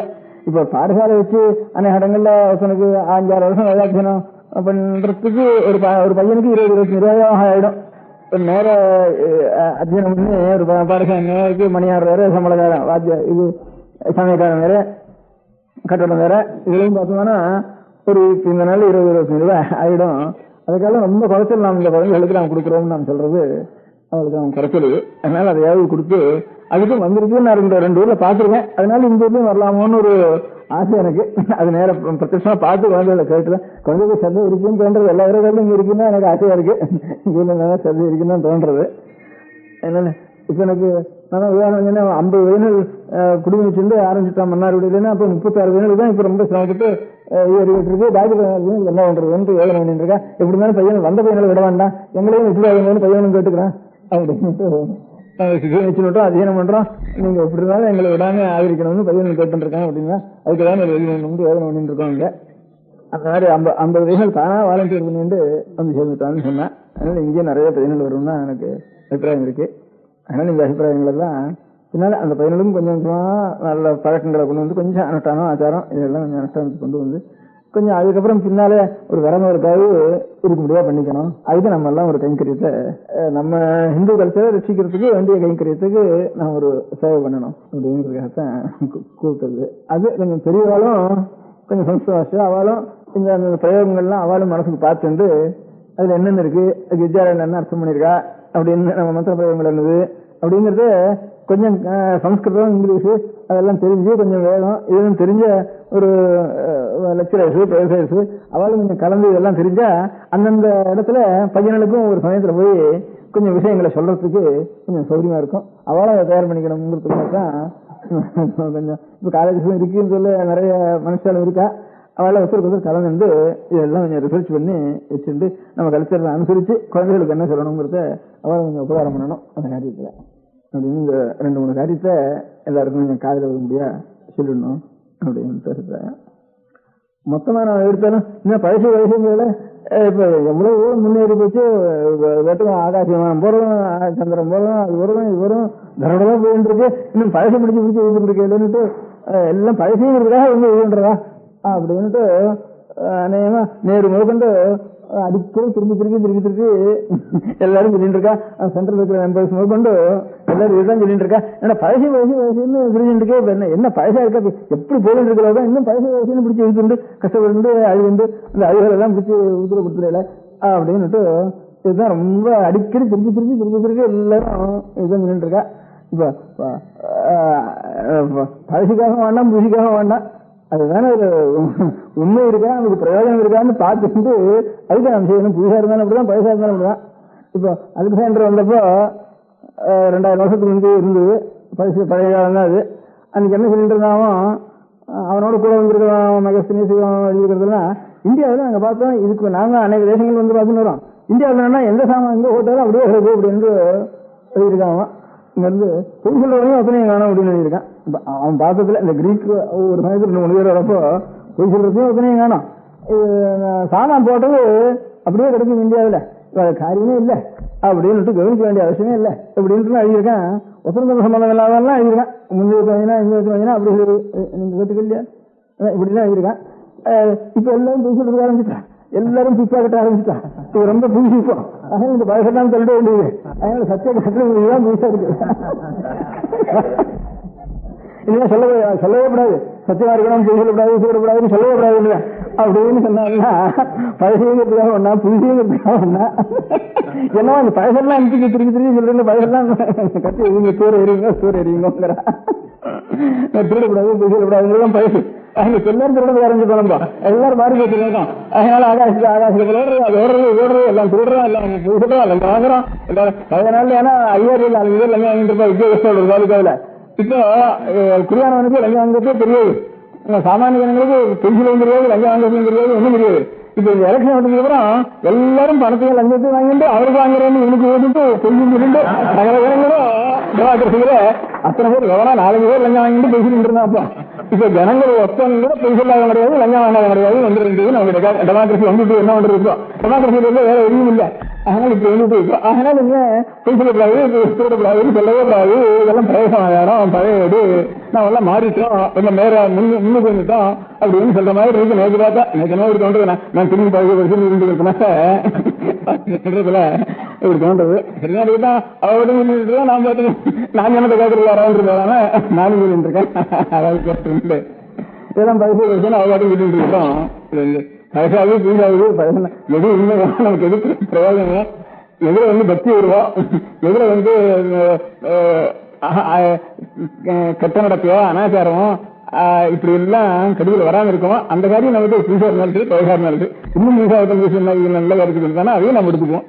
அதனால புதுசெல்லாம் நிறைய எடுத்துக்குவோம் வேண்டாம்னு சொல்லுவேன். அதுக்காக பழசுங்கிறதுனால எது இருந்தாலும் சொல்லணும்னு சொல்றது பழசுங்கிறதுக்காக எல்லாம் சொல்லிட்டு வராதா அப்படின்னு, பழசுங்கிறதுக்காக ஆசைப்பட்டு சொல்லிட்டு வரா அதை கேட்கக்கூடாது அப்படின்னு. ஏன்னா பழசு அதனால கேட்கக்கூடாது அப்படின்னு சொல்லக்கூடாது. அதான் பெரியவாள்லாம் சொன்னா காளிவாசனா அதான் சொல்லிருக்கேன். புராணம் நசாசம் நவீனமத்து பிரஜலம் நவஜம் சந்தோஷ பரீட்சை அன்னிபரப்பதன்ட்டு முற பரப்பிரத்தியனே உண்டு.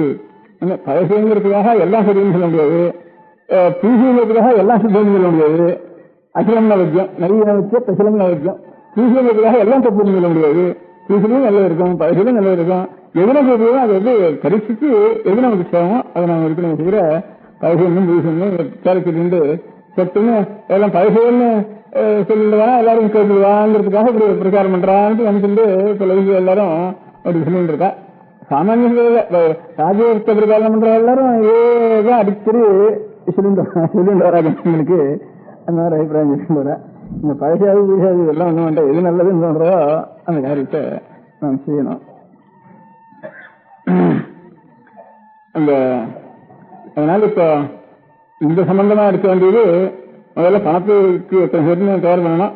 அப்புறம் ஸ்கூல்ல போய் பையன்களையும் இந்த 2 கிளாஸ்ல வைக்கணும். ஒரு தடவை பையன்கள் எடுத்துக்கலாம்னா அவனை பண்ணதுக்கு அப்புறம் தான் அடுத்த பேட்ச் நான் எடுக்க வேண்டியதும். இப்படிப்பட்டவன் குரு போகணும். வயசான காலத்துல வந்து அவளுக்கு நம்மளான குருஷ்ணி கொடுத்து உபகாரம் பண்ணிட்டு சம்பளம் இல்லாம சாதனை பண்ணிட்டு பிரார்த்தனையோட அவளும் சில பேர் சம்பளத்தை எதிர்பார்க்காமையே சொல்றவாள் அநேகம் பேர் இருக்காதுல. ஆறாவது ஏழைகளா இருந்தாலும் இவன் இன்னும் சம்பளம் பேசிக்காம சந்தர்ப்பத்துல அவளுக்கு சௌகரியம் குருஷ்ணியா கொடுத்துண்டு அது வந்து சரிக்கு அது வந்து அந்த மாதிரி குழந்தைகள் அபியாசம் பண்ற காலத்துலயுமே அதே மாதிரி நிலைமையை நாம் சூழ்நிலை பண்றதுக்கு நம்ம எல்லாம் மனசுல அந்த மாதிரி ஒவ்வொருத்தரும் சாமானிய இப்போ நான் இங்கே சேர்ந்துருக்கிறவெல்லாம் நினைச்சா கூட போகிறோம். ஒரு திருநூறு நினைச்சா 4 பேரையாவது பேர் பண்ணலாம். அதனால் விரமதர் ரசிக்கிறது தான் இனிமே இந்த காலத்தில் நமக்கு இந்த காலத்தில் எல்லாம் அநேக நிமிஷம் மாறி போச்சு. வாகனங்கள், சௌகரியங்கள், ஆகாரங்கள், விவகாரங்கள் இதுகள் எல்லாம் மாறி போச்சு. மாறிப்போன காலத்துல நம்மளால எல்லாத்தையும் அடியோடு சீர்திருத்தம் முடியாது, ஒருத்தருக்கும் நடக்காத காரியங்கள்.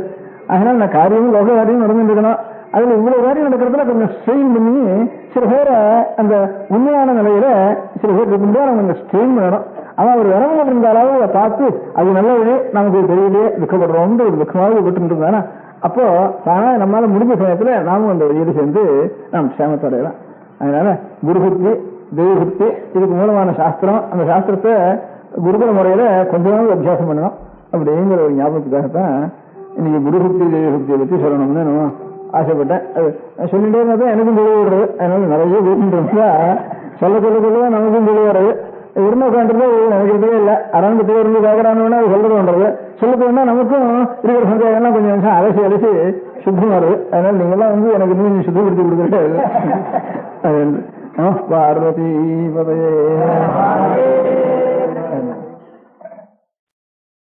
பெரியவா சரணம். அடுத்த நிகழ்ச்சி நித்திய குரு பாதுகா பூஜை. शुक्लां भरदरं विष्णुं शशिवर्णं चतुर्भुजं प्रसन्नवदनं ध्यायेत् सर्वविघ्नोपशान्तये. ममोपात्त समस्त दुरितक्षयद्वारा श्री परमेश्वर प्रीत्यर्थं गुरुप्रसाद सिद्ध्यर्थं गुरुप्रीत्यर्थं गुरु पादपूजाम् अद्य करिष्ये. गुरुब्रह्मा गुरुर्विष्णुर्गुरुर्देवो महेश्वरः गुरुः साक्षात् परब्रह्म तस्मै श्रीगुरवे नमः. अपारकरुणासिन्धुं ज्ञानदं शान्तरूपिणं श्रीचन्द्रशेखरगुरुं प्रणमामि मुदान्वहम्. सदाशिवसमारम्भां शङ्कराचार्यमध्यमाम् अस्मदाचार्यपर्यन्तां वन्दे गुरुपरम्पराम्. எல்லோரும் குருவை பெரிவாளை தியானம் பண்ணிண்டு அர்ச்சனை பண்ணுவோம். அஷ்டோத்திரம். பெரியவா அஷ்டோத்திரம் பல அஷ்டோத்திரங்கள் இருக்கு. அதுல எளிமையா சுலபமா எது இருக்கோ அதை நான் இப்ப சொல்றேன். எல்லோரும் இதை கேட்டுண்டு திருப்பி சொல்ல முடிஞ்சுபா சொல்லி சொல்லி பெரிவாளுக்கு பாதத்துல ஒவ்வொரு புஷ்பத்தை அர்ச்சனை பண்ணலாம். ओम श्री कांची कामकोटि पीठाधीश्वराय नमः. श्रीमच्चंद्रशेखरेन्द्र सरस्वती गुरुभ्यो नमः. संन्यासाश्रम शिखराय नमः. काषाय दंडधारिणे नमः. सर्वपीठापहारिणे नमः. स्वामिनाथ गुरवे नमः. करुणासागराय नमः. जगदाकर्षण शक्तिमते नमः. सर्वचराचर हृदयस्थाय नमः. ओम भक्त परिपालक श्रेष्ठाय नमः. धर्म परिपालकाय नमः. श्री जयेन्द्र सरस्वत्याचार्याय नमः. श्री विजयेन्द्र सरस्वती पूजिताय नमः. शिवशक्ति स्वरूपाय नमः. भक्ताभीष्ट प्रदायकाय नमः. ब्रह्मण्य पोषकाय नमः. ब्रह्म विष्णु शिवैक्य स्वरूपाय नमः. कांची क्षेत्रवासाय नमः. कैलाश शिखरवासाय नमः. स्वधर्म परिपोषकाय नमः. चातुर्वर्ण संरक्षकाय नमः. लोकरक्षण संकल्पाय नमः. ओम ब्रह्मनिष्ठापराय नमः. सर्वपापहराय नमः. धर्मरक्षक संतुष्टाय नमः.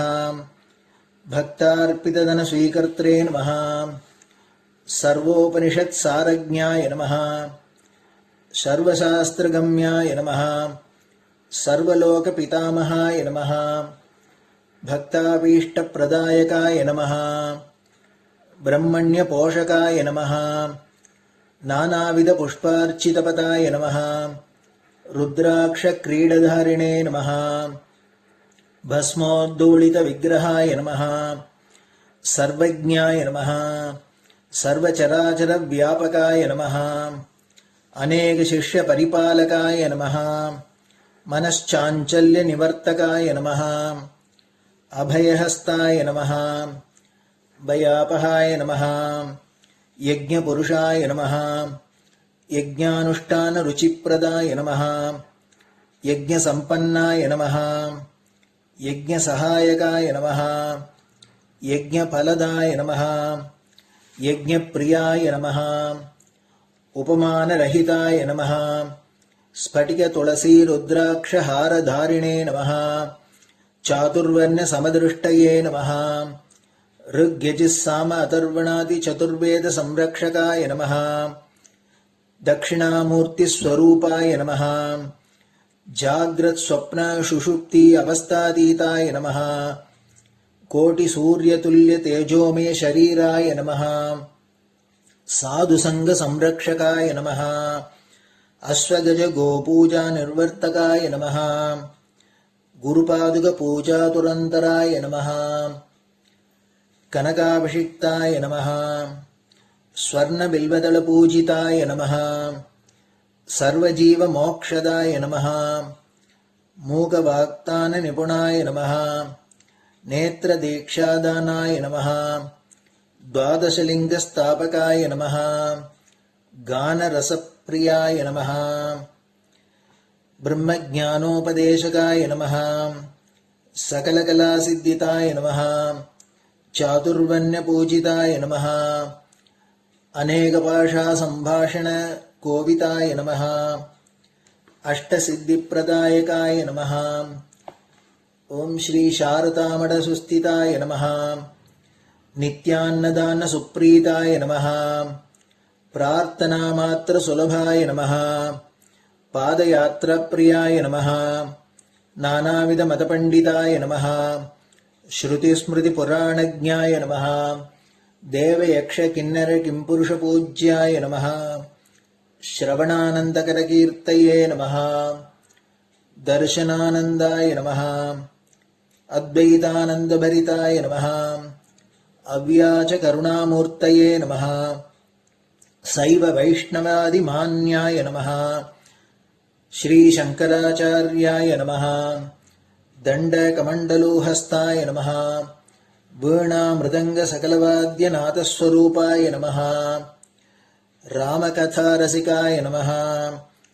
वेदवेदाङ्ग आगमादिसकलकलासतस्प्रवर्तकाय नमः हृदयगुहाशयाय नमः शतरुद्रीयवर्णितस्वरूपाय नमः केदारेश्वरनाथाय नमः अविद्यानाशकाय नमः निष्कामकर्मोपदेशकाय नमः लघुभक्तिमार्गोपदेशकाय नमः लिङ्गस्वरूपाय नमः सालग्रामसूक्ष्मस्वरूपाय नमः कालड्यां शङ्करकीर्तिस्तम्भनिर्माणकर्त्रे नमः जितेन्द्रियाय नमः शरणागतवत्सलाय नमः श्रीशैलशिखरवासाय नमः डमरुकनादविनोदाय नमः वृषभारूढाय नमः दुर्मदनाशकाय नमः आभिचारिकदोषहर्त्रे नमः मिताहाराय नमः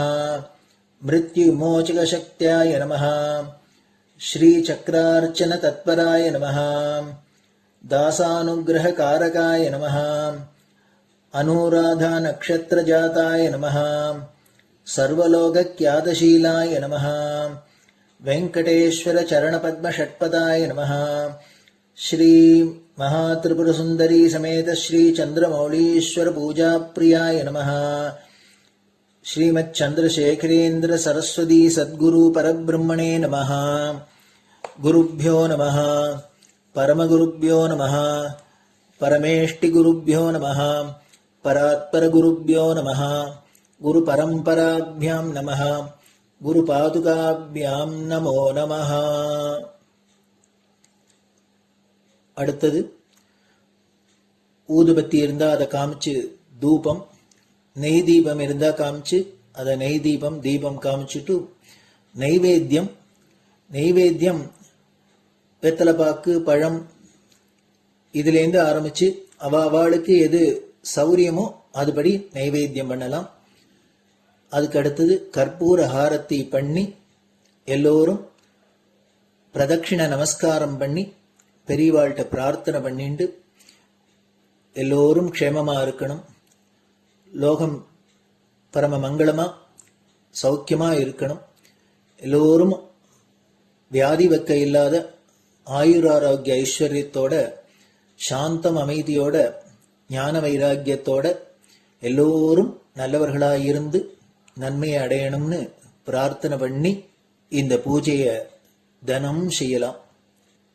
குரு பிரம்மா குருர் விஷ்ணுர் குருர் தேவோ மகேஸ்வரः குரு சாட்சாத் பரபிரம்ம தஸ்மை ஸ்ரீ குரவே நமः. அபார கருணா சிந்தும் ஞானதம் சாந்தரூபிணம் ஸ்ரீச்சந்திரசேகர குரும் பிரணமாமி முதான்வகம். சதாசிவசமாரம்பாம் சங்கராச்சார்யமத்யமாம் அஸ்மதாச்சார்யபர்யந்தாம் வந்தே குரு பரம்பராம். குரு பாத பூஜை நிறைவடைஞ்சது. பெரியவா சரணம். திருச்சிற்றம்பலம்.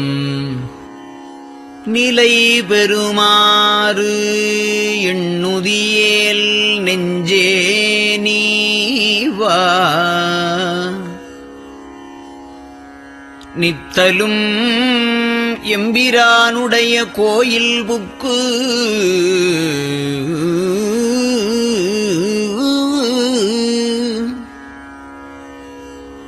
புலர்வதன் முன் அலகிட்டு மெழுக்குமிட்டு பூமாலை புனைந்து ஏத்தி புகழ்ந்து பாடி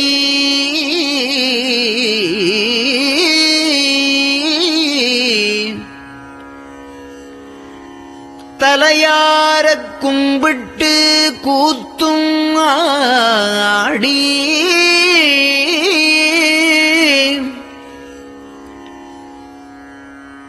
சங்கரா ஜய போற்றி போற்றி என்றும்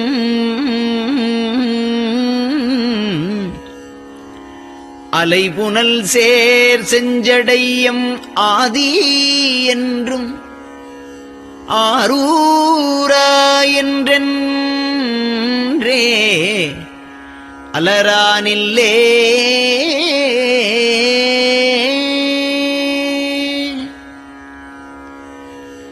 தந்தது உந்தன்னை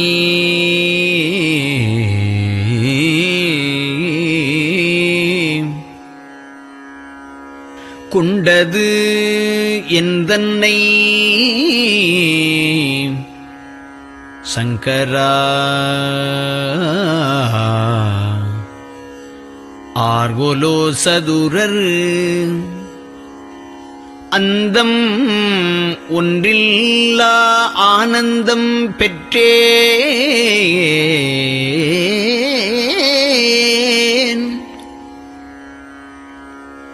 யாது நீ பெற்றது ஒன்று என்பால் சிந்தையே கோயில் கொண்டயம் பெருமான் திருப்பெரும் துறையுரை சிவனே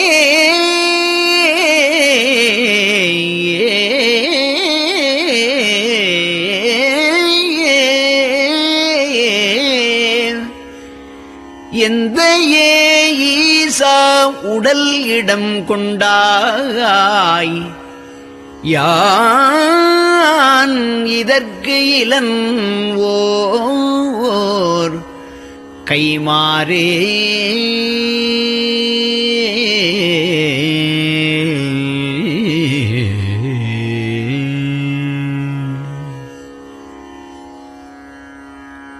அன்னநடையார்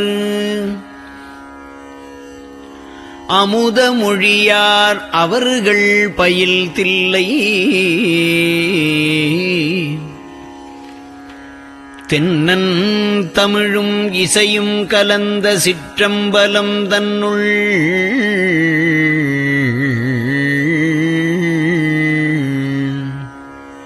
பொன்னும் மணியும் நிறந்த தலத்து புலித்தோல் பியர்க்கிட்டு மின்னின் இடையாள் உமையாள் காண விகிர்தன் ஆடுமே.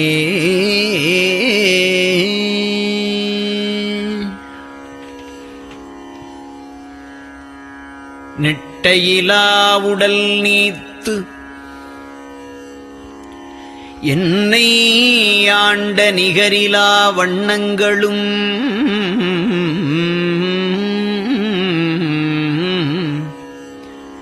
சிட்டன் சிவனடியாரை சீராட்டும் திறங்களுமே சிந்தித்து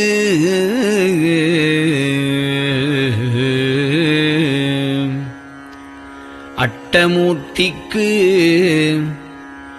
என் அகம் நெகவூரும் அமிழ்தனுக்கு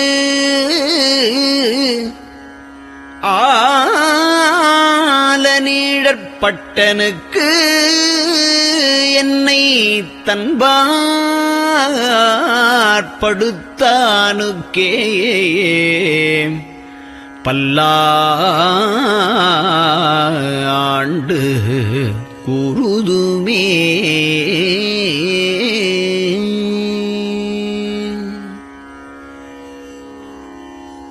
நெஞ்சம் ஈசனைக் காண்பதே விரும்பி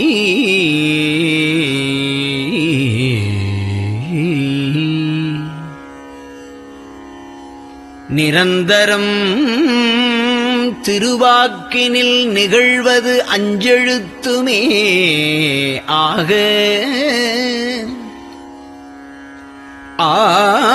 ஆளுடைய அம்மை செம்மலர் கைகுவித்து அருளி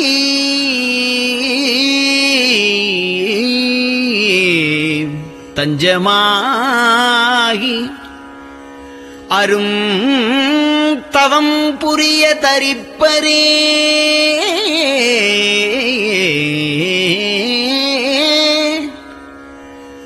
அவள் தனிப்பெரும் கணவர்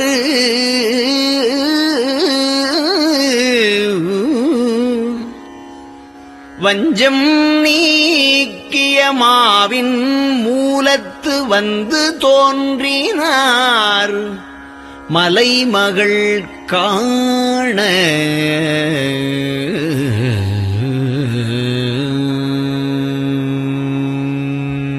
திருச்சிற்றம்பலம்.